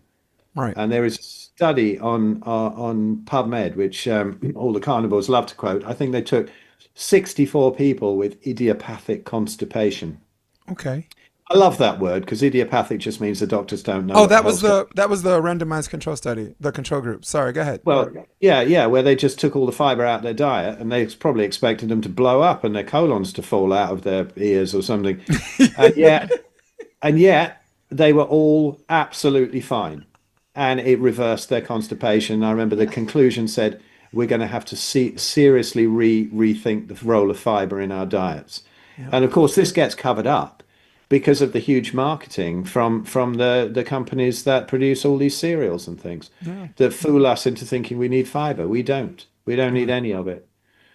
Well, fiber is often associated with your digestive system, right? So it is a good sales pitch, like for people, like you said, are having trouble on this. I need fiber in my life. And like you said, run to the grocery store and it's like a big old sign on the cereal box or this and that. And that's the attraction. And I'm glad you broke it down. People having problems with their digestion and they're not going to fiber. Where do they go? Is it is just your digestive system also associated with carnivorism? Well, And of course, yeah, yeah, it's absolutely, yeah. right, It's for people, anybody out there with IBS, with Crohn's, that kind of thing. If you take all of the fiber out of the diet and just eat high fat, the gut will heal absolutely perfectly, and you won't have any problems with any digestion or elimination. If anybody sort of thinks that they are having a problem with it, that because you digest far more, so you pass a lot less. You don't have all this stuff bulking the stool. I mean, who wants to bulk a stool? Who wants to go, look, I've had a much bigger turd than you this morning. I mean, is this really anything to be proud of? No, it's how comfortable it is. It's how that you're not farting all the time anymore. It's that you don't have bloating and cramping and all that kind of thing. If you eat carnivore diet with enough fat, it doesn't need to be monstrously high fat. But if you do feel it's slowing down a bit, you just need a little bit more fat and it's absolutely fine. right. Hey, And sorry. I was on Sean Baker's podcast a while ago, and we were talking about turds as carnivores often do. And I was saying, I when I was plant-based, I was sort of about 5, 6 times a day, and you'd always have to be near a toilet, and yet with carnivore, it's like one in the morning and you're done, and even if it's one every couple of days or whatever, you're fine. And I said, my turds are now like they could be on the cover of the Bristol Stool Chart glamour calendar. They're perfect, and I keep wanting to sort of wake the missus up and go, look at this one. It's a crowd pleaser. That's It's a like, household discussion. So yeah, you're in exactly. the right Yeah, yeah, podcast. My whole yeah, house yeah, talks yeah. about. There we go. So, I mean, it is a marker of health. What your stools are like, what your turds are like. It's if you're having trouble in that respect, or you're farting all the time, you're eating the wrong stuff, and that's it. Yeah. So, fiber is a real menace. And there is a book called The Fiber Menace, I think. It's got Konstantin Monastyrsky or something. Right. And it's well worth a read for people, particularly if you have IBS or Crohn's, pretty easily reversible on a carnivore diet. It's second only to diabetes that goes straight away, type 2 anyway. Within a couple of months you'll fix that. Nice. And with IBS and Crohn's, it's plant toxins and it's fiber. And with anything else, once it gets through into the body they call it an autoimmune condition. Now, people get told by where you've got things like Hashimoto's, thyroiditis, you've got multiple sclerosis, you've got rheumatoid arthritis, all these things. Once this problem has got past the gut, now you get told by the doctors, you have autoimmunity. The body is attacking itself, and we don't know why. You have to take these meds for the rest of your life. Now, so God or nature or whatever you want to think of it, it made a mistake, did it? The body suddenly starts attacking itself. I don't think so. It's doing the best it can at the time. And it's actually clearing toxins. The inflammation in the body is clearing toxins out of the body. It's healing.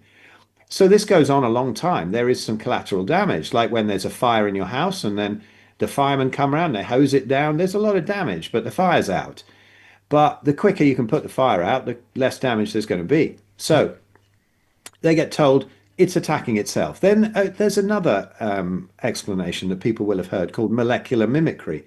So it says that once the gut's leaky, at least they've got that, then various proteins go through and like gluten, which is a very damaging one for the gut, and it gets through into the bloodstream undigested, and then the body attacks it, but then it misidentifies a part of the body, a certain, the synovial membrane or the thyroid or whatever it's supposedly attacking, which has a similar molecular chain in it. So it gets confused and attacks that.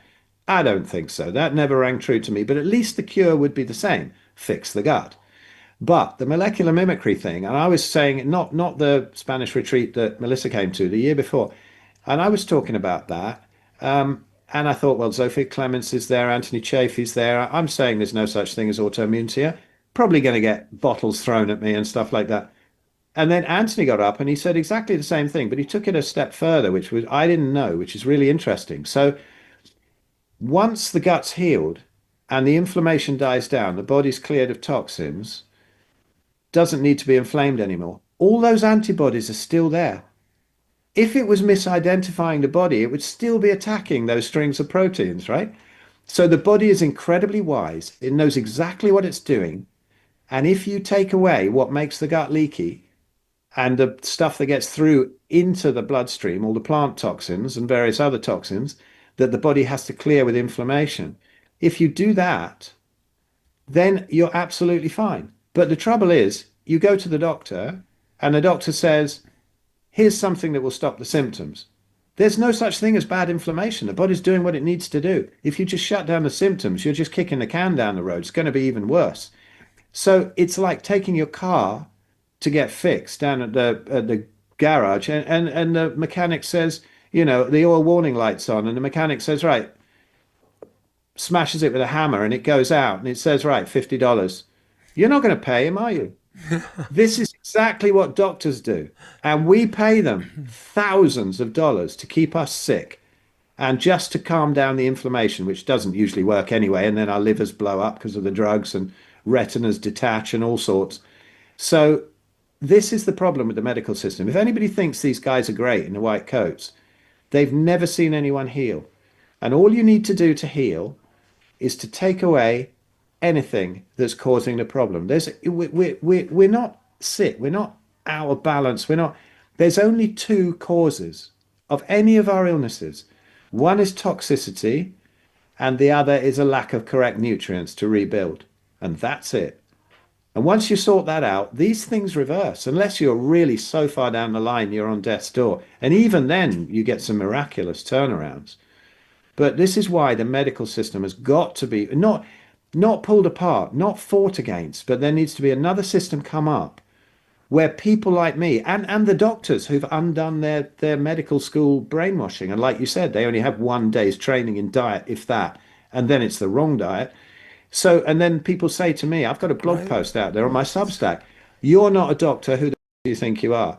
And it's people say that to me all the time. Well, you're going to get better information down the laundromat, down the laundrette or whatever about diet than you are from your doctor.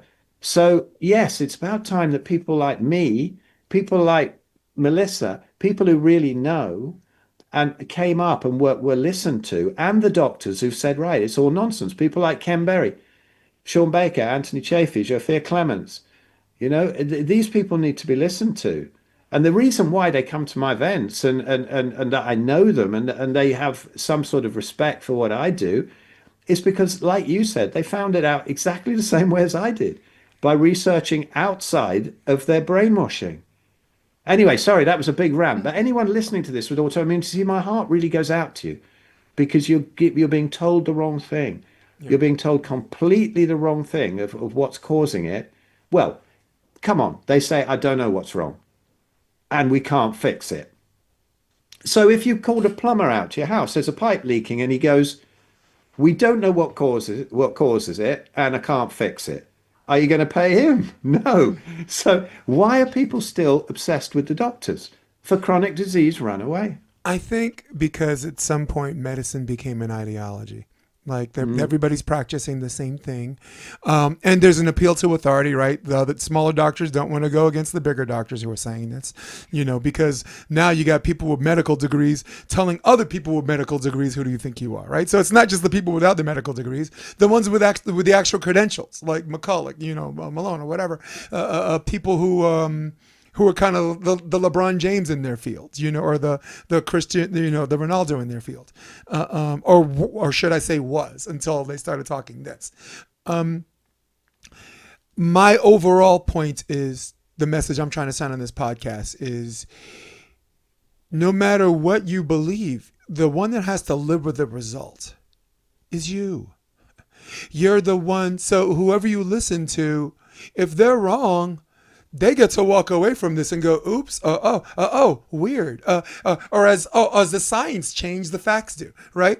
And at the same time, where do you get half your life back? And for the guys who are brave enough to talk about it, where do they get their reputation back? That's a whole nother subject. But the point I'm trying to say is, don't have anyone else be in charge of your life where you have to live with the result. Do some research, read as if your quality of life depends on it, because it really does. And it does. Because it does. As if, right? Because it does. I want to talk about ADL, HDL in a minute, but our lady, what's her username again? It is Deborah, maybe. Deborah says, what feeds the bottom? What feeds the gut bloom? Biome, I think. The biome. Jesus. All right. You asked That's that. Phil. Sorry. Ask that in English, please. What feeds the what? I have to read this. It's just 4 Do you words. want to take What? that, Melissa? Shall I take it? Up to you. You What can take feeds the it gut because you biome? would know better than me, or you would know who would know about biomes. Look, What I am feeds All the right. I gut am not on biome. this screen. What feeds the gut biome?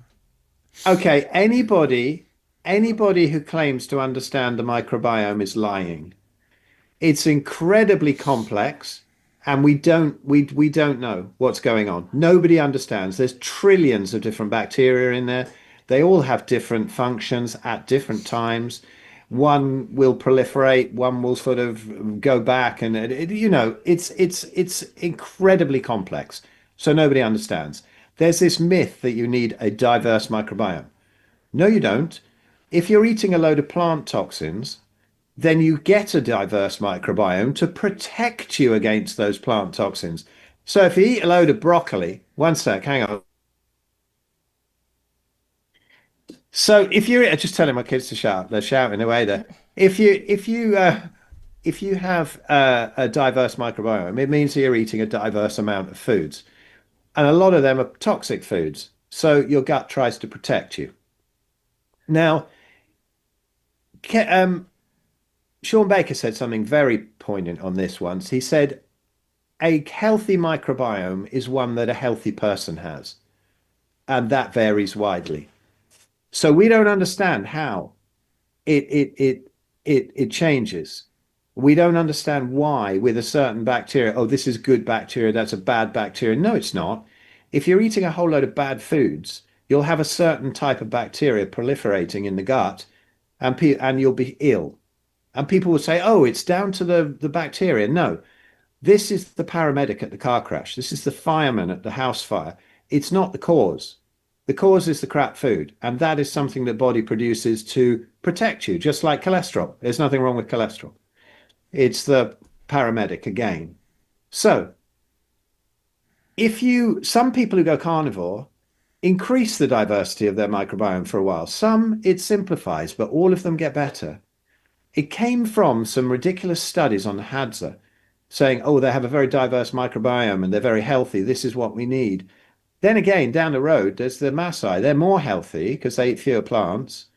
They're 7 foot tall and they bring lions down with their bare hands. Well, they used to before they got fat, when people introduced seed oils and ugali, grains and stuff like that. So how do we understand about the microbiome? The only person, I think, who understands about it to a certain extent, or at least one corner of it, is Mary Ruddick. And Melissa heard her talk there in Spain, and Mary's wonderful, but she's focused on the birth microbes. She's focused on the ones that, hold on a sec. So she's focused just on the birth microbes. So if you're cesarean section, you're not seeded with the initial microbes when you're born, and also if you've taken a load of antibiotics. Or if you've taken a ton of glyphosate, this can all affect it. And a lot of people are getting fixed, and they're more tolerant to other foods as well when they've reintroduced certain microbes that are associated with birth, the birth microbes. And I think this is one corner that is being understood. And Mary's brilliant on that. She had to go fully carnivore. She's now got to a stage where she can reintroduce other things.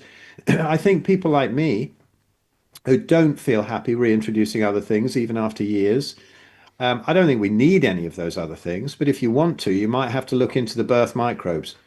And I think that's probably me because I had antibiotics. I was cesarean. And I think a lot of these things mount up if you've had certain jabs. Oh, I'm terribly sorry. Wash my mouth out. So No, things like you that. meant jabs. Yeah, of course. Yeah, yeah. If you've been punched in the face, got into the old pub brawl. I would never, ever, I would never, ever mention anything incredibly Exactly. beneficial and safe and effective. No, just having a go. Yeah. So yeah, so I think that's one corner of it. But anybody who thinks they understand the microbiome and they go, yeah, you need all these fermented veg, you need probiotics, you need fiber, you need prebiotics. You don't. It's all nonsense. I mean, do you want to keep up with this pseudoscience or do you want to actually feel good? If you want to feel good, eat a load of fatty meat, eat as few plants as you can, or none if you're trying to heal something serious, and don't have any microbiome tests unless you refer them to Mary Raddick, because you'll just get told a load of nonsense. That's my opinion on it. Got it. Liz? Well, yeah. Did you want to talk about this? No, I thought, is there Cholesterol. something you wanted to add to No, that? not Or did to he, that. That is or not did you my- just get Eminem from 8 Mile? Did he say everything you said before you said it? Well, Did you get 8 Mile by Phil Escott? so interestingly enough that you said 8 Mile because another one of the American speakers in Spain, Stephanie Rimka, I think there was a competition between the speakers to sneak in like lyrics or musicians or something. Is that what it was? I mean, none of us were really in on the among joke. many other Yeah, pranks. so one and of them. businesses. So Stephanie Rimka, I do want to talk about, and I also do want to talk about Spain, past Spain experiences and all that.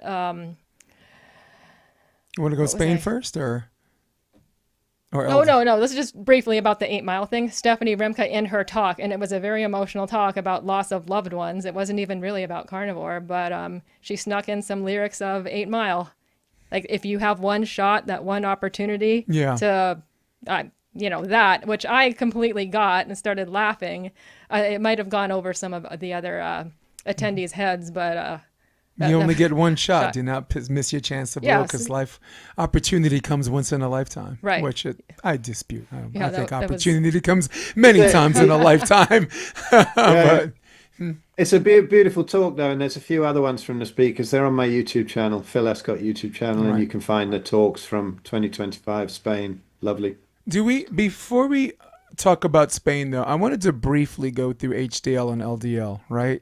One of the biggest arguments, and people have been hounding me about, is that they believe that red meat raises like HDL and LDL. So, and why it's a good thing or a bad thing. So, Phil, briefly, or Melissa, briefly go through what HDL and LDL is in the simplest way you know how, and why, and the correlation of why it's good, like, I guess, meat or whatever, why people think it's a bad thing and where they may be mistaken. Okay, well, let me start with that one. Going carnivore will increase your LDL, which they say is the bad cholesterol, but it also does increase your HDL, which is the good cholesterol. So you always want the higher HDL. LDL will go up. Conventional medicine will say a higher LDL will increase your chance of a heart attack or any, cardiovascular event. That is not true. If you're eating high fatty meat, your LDL will definitely go up. So it's not just LDL. It is not LDL that is the risk factor for cardiovascular disease. What they say is you want to look at your HDL as well as your triglycerides and look at the ratio of that. You always want a higher HDL and a lower triglyceride. The optimal ratio, you might need to help me with that. It could be as low as 1-to-1, ideally maybe 1.5 HDL to triglycerides. But like one of the speakers that will be in Spain next year, he's His name is Ankur Verma, and he is a emergency room physician in India. And he has, from what I believe, a lot of data because he is a frontline physician treating people who are coming in with heart attacks. So he has all their cholesterol panels. You know, your LDL looks fine, but why are you coming in with a heart attack and you're in your 20s? What's your diet like? Oh, you're a vegetarian and you eat a lot of carbs, right? Because, you know, most of the Indian population is vegetarian. I mean, it's not, does not make you healthier and less prone to, you know, having he must be a heart busy attacks. dude, man. He must be a Yeah, busy ER physician, man, in India. I would love to you know, be in attendance when he's in Spain. He's coming next year, from what I believe. But that's you know, he's got the data and he can prove it. He knows what their diet is like. Yeah. So that's what I wanted to add about the cholesterol Oh, Phil? thing. No, Melissa's spot on. There is no such thing as bad cholesterol. It's doing exactly what it's supposed to do. When you have high LDL combined with high triglycerides on a standard diet, then it's a sign of something going wrong. But that cholesterol is doing exactly what it's supposed to do. It's going to help you out. It's going in there to repair arteries, the endothelium of the arteries. It's going in there to repair it when it's become inflamed from carbohydrate damage and plant toxins and that kind of thing.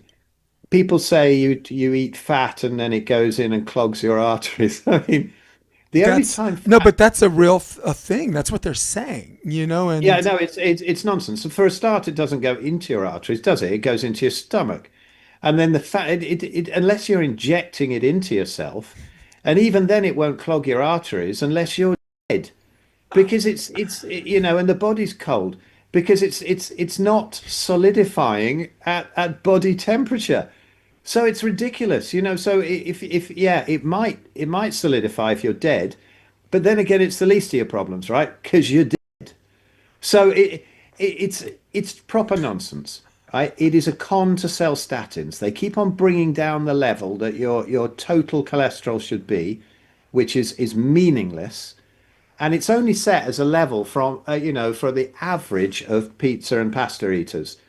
Sorry, Jason, about the pasta. But I mean, whatever people are doing on a standard American diet. So it's the average of people who eat like that all the time. Is that really a marker of health? Or is somebody who goes to their ancestral diet and has certain different things in the bloods, that's probably optimal, right? But it's only a snapshot. And cholesterol goes up and down, and it should be left to go up and down as it wants. And there are studies that actually show that the higher your cholesterol, the more likely you are not to have a heart attack, and the more likely you are to survive one if you have one. The lower your cholesterol, actually, most people who have fatal heart attacks and strokes have low total cholesterol. wow. But you really need to understand the difference between this. I mean, I went to the doctors a while ago when the vegan said, you need to get blood tests, you're going to die from heart attack, all this crap. So I went and got blood tests. I'm just not interested. I never go, but just out of interest, I went because I said I would and I wouldn't lie about them. And I had them taken. I went in to see the practice nurse to get the results. And she said, well, they're all absolutely fine, except your LDL's up. And I said, excellent, exactly where I want it, because I'm on a high-fat carnivore diet. She went, oh, perfect. She said, yes, all this business about cholesterol levels are just a con to sell statins. And that was the practice nurse at my local GP surgery. And I said, oh, cool, you're waking up, you know? They said, yeah, quite a few of us are. Yeah. It's total nonsense. We have eaten high-fat diets for years and years and years, you know, millennia, and we've been fine. You know, the first recorded heart attack in America was like 1910. And so what happened before that? We all cooked in lard and butter and, you know, problems that there might be with dairy. It certainly doesn't give you heart disease. And then what happened around 1910? They came in with this Crisco stuff. So it was originally designed as machine lubricant, these seed oils, and they marketed them as heart healthy and said that saturated fats causes heart disease, when actually animal fats are not that high in saturated fat. If you want really high in saturated fat, have coconut oil, but nobody says that that causes heart disease. So the saturated fat thing is also a myth. It's not even what animal fats are largely made up out of. So the problems came in with all the processed foods and the seed oils. So heart healthy vegetable oils. No, that's when the heart epidemic started. But you stumbled onto something very logical here. I think a lot of people think the meat is bad for you and it's causing all the heart attacks is because you just mentioned Crisco, vegetable oil, corn oil, stuff like that. If you cook your burger in that, it really makes it look like the meat's causing the heart attack, right? I remember like last episode, you said don't throw away the meat for the sins of the bun, right? But we were speaking in terms of the bread, and this and that. And I guess it's my assertion this episode, don't throw away the meat because of the sins of the Crisco. Yes, well, both. The thing is, and then it becomes addictive because you look at a McDonald's, right? You've got the seed oils. Well, you got the bun, which is horrible processed grains.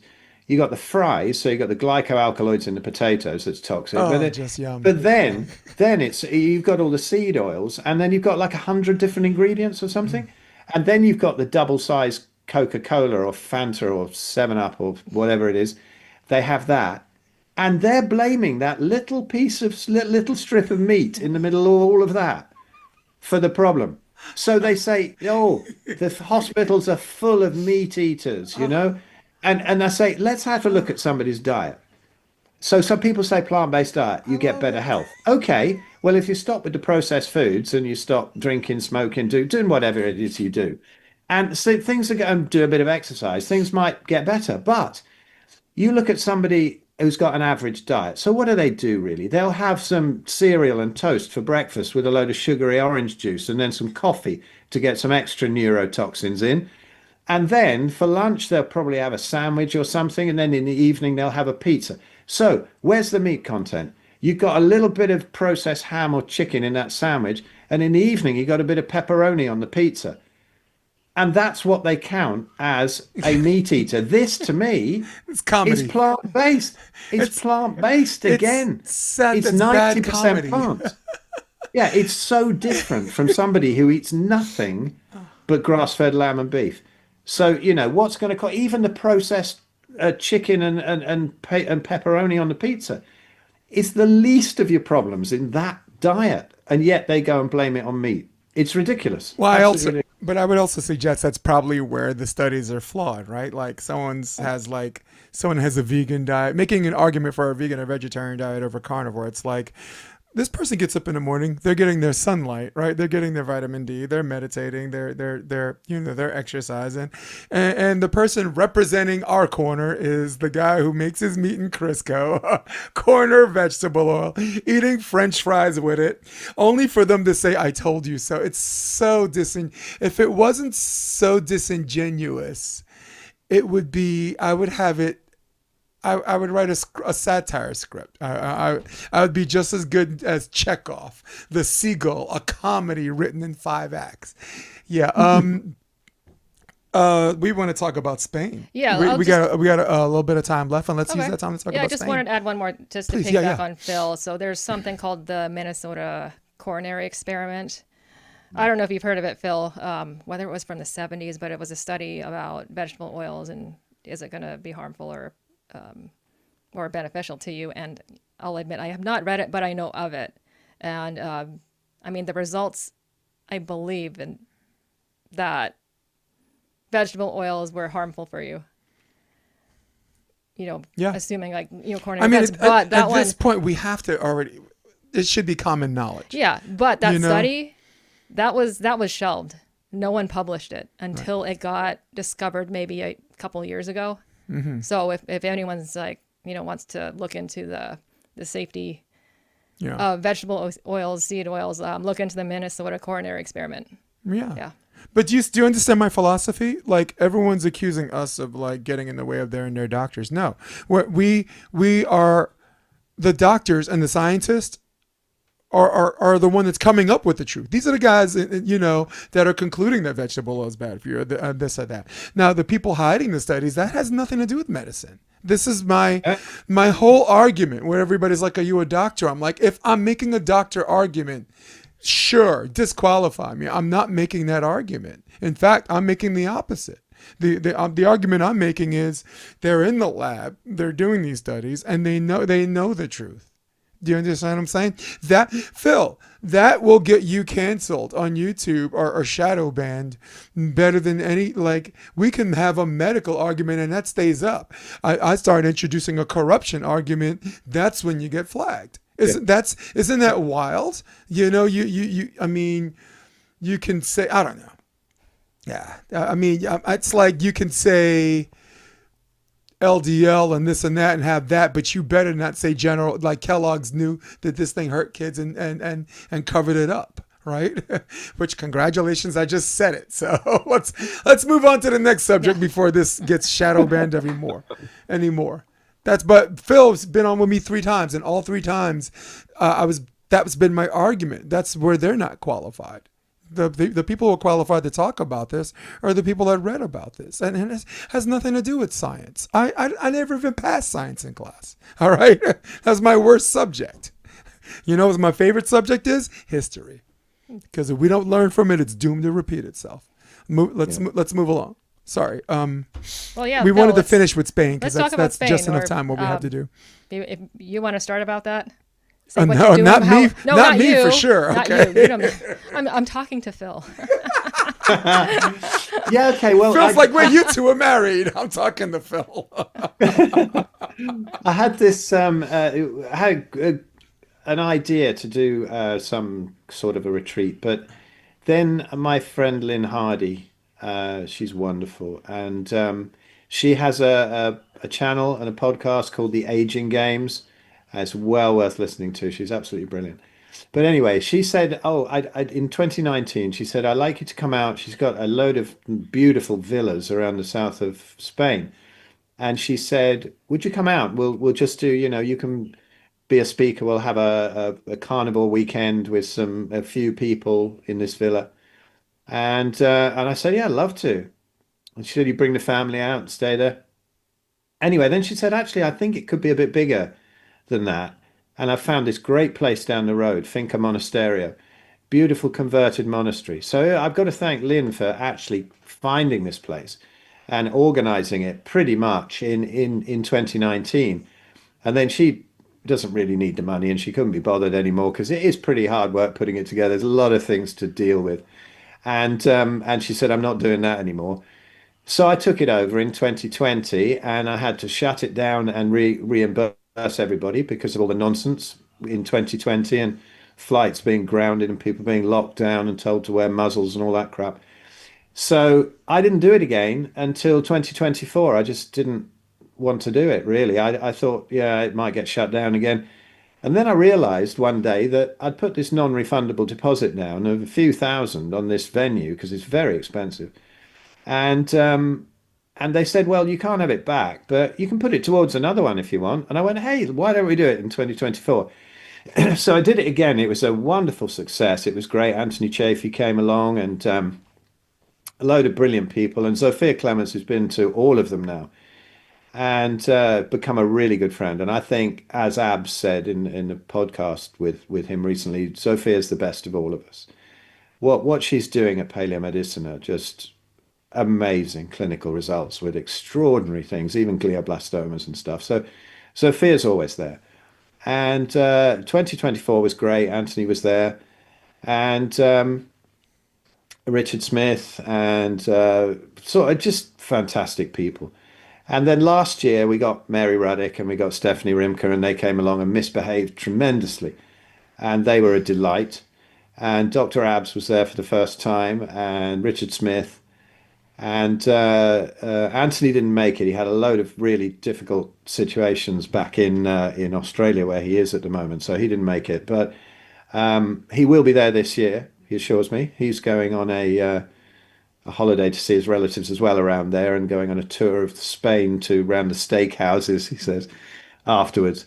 But yeah, and we've got, as Melissa said, Anka Verma and yeah, and Mary Ruddick might actually drop in again, but actually I'm not supposed to say that. Shit.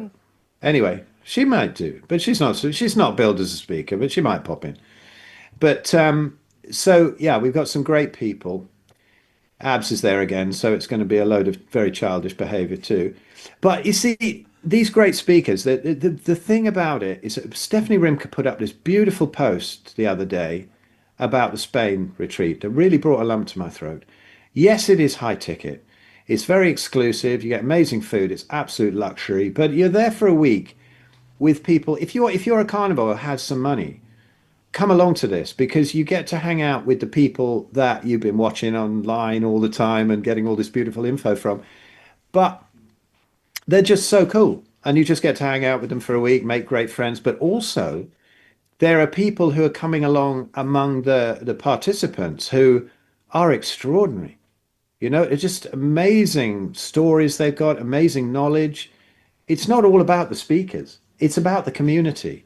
And this lovely post that Stephanie put up that you can find on my Substack as well. It's called it the ultimate Spain post or something, but she just expressed it beautifully of what it's like. I think it's a really magical event and a ton of fun, and none of the formality of some of the other events, or the ones that are too big, so you don't really get to talk to the speakers, or the ones that are in the middle of a city, so you all end up hanging out in the foyer trying to talk to people or getting queuing up to talk to one particular speaker that you always wanted to talk to. No, people are hanging around swimming in the pool. The talks are not massively back to back. You get a load of time off for just hanging out. And a beautiful venue and magical time. I would say, please check it out, carnivorespain.com. Or we have an amazing English event as well with firewalking bands. Two of the bands I play in are there, going to be playing. It's great. But philescott.com, you'll find both of these. But One of them's in probably England. for your yeah. Gotcha. There's one in England, the Ancestral Health Festival. Got all sorts of crazy things going on there. Nowhere near as luxurious as the Spain one, but a lot of fun, camping, glamping, things like that. Check out the events at philescott.com. But really, I think for this audience, the Spain one would be the one because we get people coming from Australia, the States, everything. But I'm going to hand over to Melissa now because as somebody who, as I'm organizing it, so I could easily say all this stuff, right? But Melissa came along last year. So what did you think of it? What was it like? Melissa, Yeah. is there anything you'd like to say to No, us? it's like no other. I was at Meatstock 2 weeks ago, and I wouldn't In say Tennessee, yeah, right? it was in Yeah. Gatlinburg. I wouldn't say that I didn't enjoy it, but it's obviously a big event. There's 1,600 people, and there's, speakers. Anthony Chafee was there, Sean Baker, like all the big names were there. But I think Spain did spoil me because it was more intimate. Like you really get to know people, like spending a whole week with people, again, like hanging out at the pool or like, we have 2 meals a day. You eat, sit together, and then after that, if you want to go have a drink at the bar, you can. And then we're just end up talking like the rest of the night. And that was repeat that, two speakers a day, where they all the talks were different. Some were a little more technical, others were not. Mary Reddick's talk about the microbiome was like blew our minds. Even Dr. Abs, like he was special. He got to do 2 different slots and talked about like the carbs and fats, but broke it down biochemically. I mean, what he did was he talked about the Randall cycle, and no one knows about it, but that's why your body is not efficient on both carbs and fats. And that was an amazing talk. I think he's one of the up and coming guys. Like he is so smart and brilliant. Like he figured out himself by looking at these cycles and these pathways why you can't have both carbs and fats. Your cells are not efficient. As for other talks, like Stephanie Rimke, yeah, like Phil touched on that. Like she had a very heartwarming post about a week ago, like reminiscing about this time and just laughing and just getting together. And I think people who go, I mean, if you're carnivore, you do want that sense of community and the connection with other people, and that's amplified in a more intimate setting in Spain as opposed to like some of the bigger events. Like I would like to go back to Spain. For Meat Stock, I think it was a good event, but I don't think I need to go again. Well, Meat Stock was more about networking, where like Spain was more of an intimate, kind of get to know each other. Like Phil would say, let's get really acquainted. Right. I mean, I don't know if Phil wants to get into all the pranks or like. Oh my God, Phil must be It was fantastic. chaos. Well, you can find probably on my Instagram and YouTube a short of one of them where my friend Eris, who is a great musician and also a great technical whiz, he does my podcast and all sorts. But I said to him, "Can you make Dr. Ab sound like a chipmunk?" So every time I pass him the mic, he's going to have this filter on his voice that sounds like a chipmunk, and I just kind of pretend I don't know what's going wrong with the mic. Well, you mean like the animal or like Alvin? Yeah, just really, Alvin. you know. Yeah. Oh, like the Christmas it's- song. I just Yeah, want so my it's- hula hoop. Yeah. But it's there was loads of things, and there was all these sort of pranks. It's just baguettes turned up everywhere, all these bread rolls and things. They're in my luggage, in my pockets, everything. There was a cauliflower in my bed, 'Cause- and like that ended up in Abs's toilet, and Said then baguettes turned up everywhere.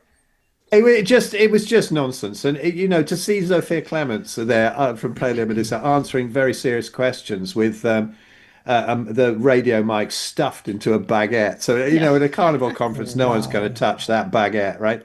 And it was there was a whole load of nonsense there, and everybody loved it. You can see that there was a load of hilarity there. One person, there's always one, isn't there? One person complained about everything. And one of the things she complained about was said, "I didn't spend all that money to go there and watch Phil and Dr. Abs behave like 12-year-olds." And I thought that's great. That's a great compliment for it. It That just shows is. that we're messing about and being silly, and it's great. Yeah. So, Well, yeah. I would pay for that. That's what I'm paying for. Phil, You don't see that anywhere else. well, Phil, it's in our animal impulse to have 19 compliments and one critique, and it's like our instinct to like pay attention to the one, right? Right. I don't know why. I just went through that this weekend. I had a shower full of compliments on my color commentating, and then, someone says something that kind of rubs me the wrong way. And I guess the more people you encounter, the less you have the bandwidth to give that its due attention, right? You don't have the bandwidth for it. So for me, like the only time I actually pay attention to someone is if they're just lying. Like if someone thinks I stink, that's your fine. There's opinions that are not going to change, right? But if someone says that I said something that I didn't, I'm tempted to go be like, hey, it's like you should know I never said that, And, Yeah, I understand. Yeah, right, because you don't want anyone lying on you in a comment section where everyone's reading it, because the old saying is a lie gets around the world twice before the truth hits the front door, right? You're a carnivore, you know that. That's probably your motto, Melissa. She's like, what? I'm like, what? Melissa, what? Melissa, what? What are we talking about? No, We're talking about Spain. No, I know that, but Yeah. are we still? No, it was a great experience. I just, I can't recommend it highly enough. Yep. And like one of the weird things that happened was, like, I don't know if it's the food in Europe, which is different than here, but Phil paired me up with a roommate, and she was great. She was another American girl, we hit it off. Phil was like, come get this American. She, really liked working out. Was it like, wanted to get her, 10,000 steps a day, but in the mornings we would go work out at the gym, and with the gym was a little old, and was limited on some weights, but obviously you can make it work. So Of course. yeah. You So think in ancient Greece? Do you think in ancient Greece they had a Bally's Fitness? I mean, no, they picked up a rock and moved it back and forth. Sorry, Phil or Melissa. Who did you share with, Melissa? it was I with forgot. Teresa. Sorry? Teresa. Oh Krasinski, yeah. Cool. Yeah, she was awesome. But so we would work out. And that's what's so nice, because everybody knows each other. I know them all as well, even before they go there, because I'm only dealing with like 30 rooms, and people ask so much, and you find out about them and what they need, and you kind of know them. It's not like one of those big events where people are kind of faceless. You actually end up knowing pretty much everybody there, and you'll have interactions with them. That's what's so cool. It's that tribe thing. That's in our ancestral makeup, isn't it? It That's the kind is. of thing that you want. Yeah, so I think I worked out at least twice, maybe a third time. I can't remember, but anytime I work out my hamstrings, no matter what weight, I'm always going to be sore. It's like my hamstrings are just weak. Left one's more sore than the other. I went to like when after I worked out in Spain, nothing. Like I don't know what it is. Because you hear someone like Anthony Chafee say like I can work out forever. I'm not sore. Like if I'm eating like just Yeah. meat, salt, and water. Yeah. I don't know if it's being in the Well, States, if it's preservatives or like the way the food is handled. Like well, the you hear people. it's different than here in Europe. There's Well, something first of about all, the that. bread is different. Like bread is Oh yeah. bad for you, but even the bread in Europe is still better than the one in America, right?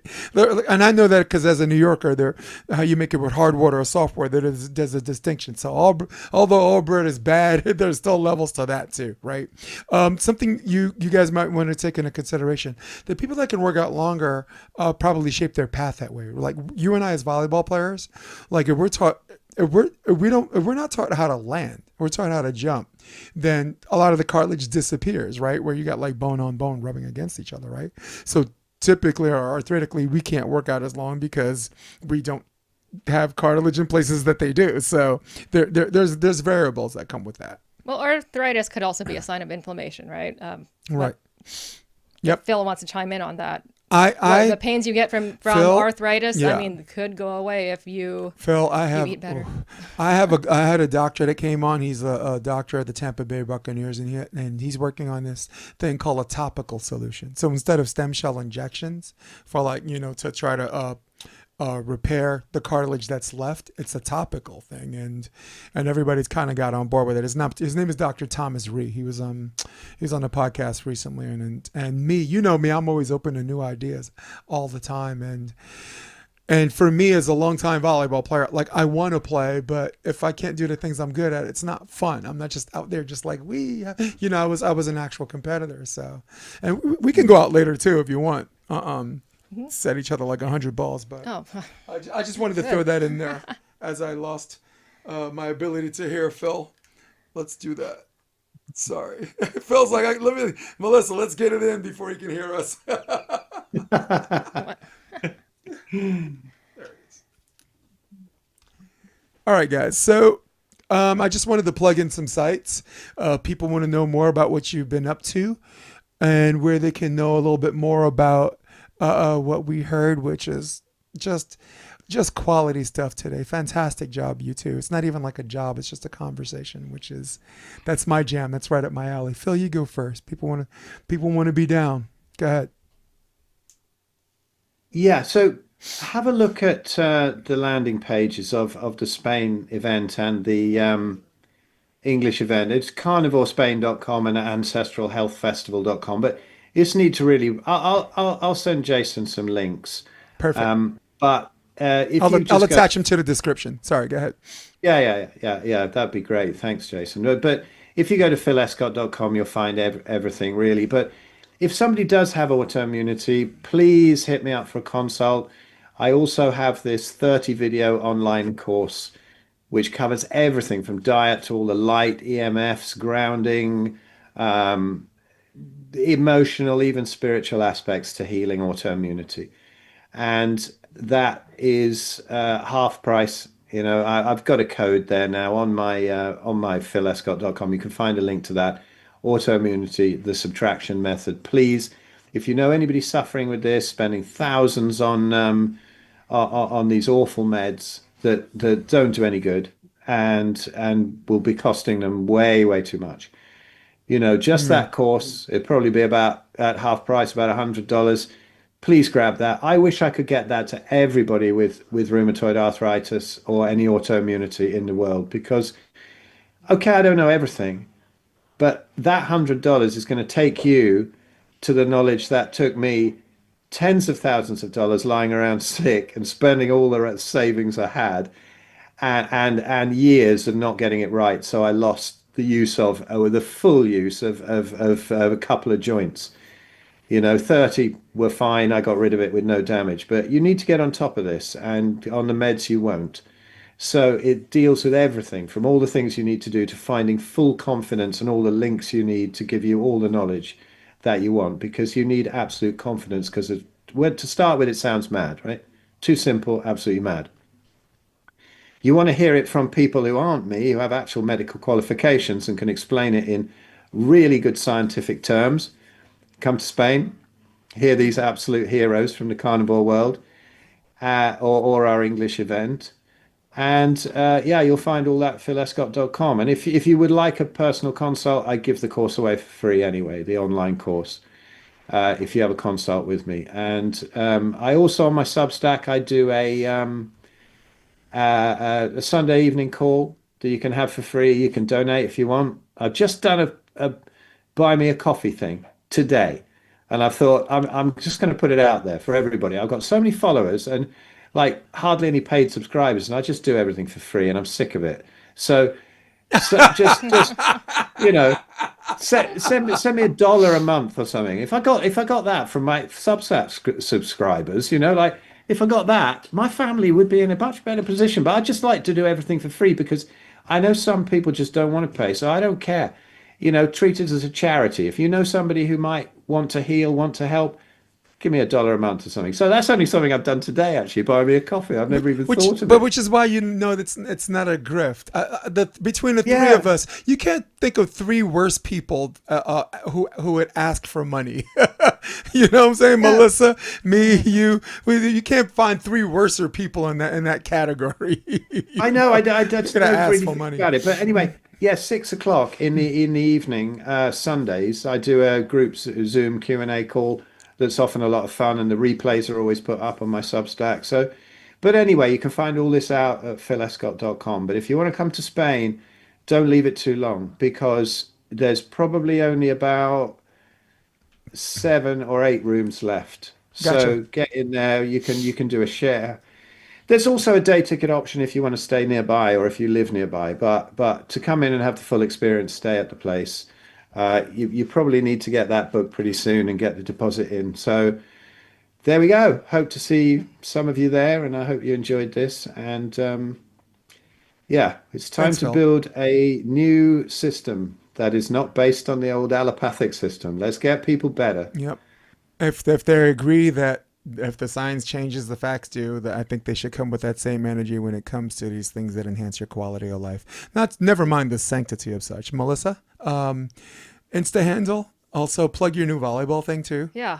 Okay. So I have a YouTube channel that I started about 2 months ago.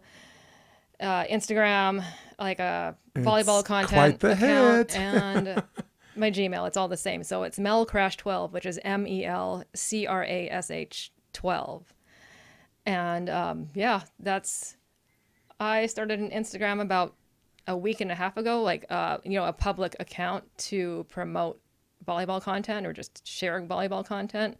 I think for a volleyball addicts like myself and yourself, Jason, I mean, we just want to see content. We just enjoy sharing, games that we're not able to see in person. I live in Texas, and there is a lot of good quality volleyball there. There's really good like, volleyball. like Yep, very UT, impressed. At home, like where I play at Third Coast, they host Houston Christian University, so it's another one of the Div 1 with schools there. So you get some good teams coming in, and the California teams could come in too. But who's going to watch that? So I started a channel just to It turns out everybody. share content. If you saw her last video, it turns out everybody. Let's talk about that briefly, because You'll love it this, Phil. exceeded my expectations. So because we had some good international players, but there was one post or one reel that I did, and let's see how many views that one's at. It's at 182,000 Not bad. views. Oh, Phil's like, what? And this was from Friday. Yeah. And then the one last night I did of Devin Newberry. Mm-hmm. It's at 15,000. That's not bad. that- For volleyball? that Listen, one- that's more than the number of people that actually watch a game. Yeah, I mean, it's a short clip. You're not It's going to have just- 30,000 people watch a beach game live. Yeah, it's just a 10-second clip. She just had a stuff block in her celebration, like just the way it looked Yeah. on it. I mean, if people She want to is- see that and they're just, You know, I That's described her growing. as a 10, and everybody's like, oh, you shouldn't make sexual references and this and that. And I'm like, no, you thought I was talking about sex because you're a freaky ass. You're a freak. When I have someone as a 10, someone that you meet, someone that knows how to speak, someone that is included but not limited to looking good. She looks good. We get it. And I said, and that's where your freak ass brain went. You just saw the way she looked. Oh, Jason said 10. No, she's a 10. She's a 10. She's a 10. Yeah. She's a person you want your son to date, but not your daughter to fight. That's a 10. That's a 10. All right, guys, that's all I got. So I really hope everybody enjoyed this. So for all of you at home, for all of you on your iPads, for all of you on your iPhones, for all of you on your desktop, for all of you on your Droid, does that still exist? But I tell you what does exist. Old school brothers like us, we have desktop. That man is Phil Escott, the man, the myth, the legend. This is Melissa Lim, just this awesome fireball of a volleyball player and content creator. I am Jason DeBeas. This is episode 284. Can you believe it, Phil? 284 of the Option Podcast. You guys will stay with me, but for everybody else, we're out.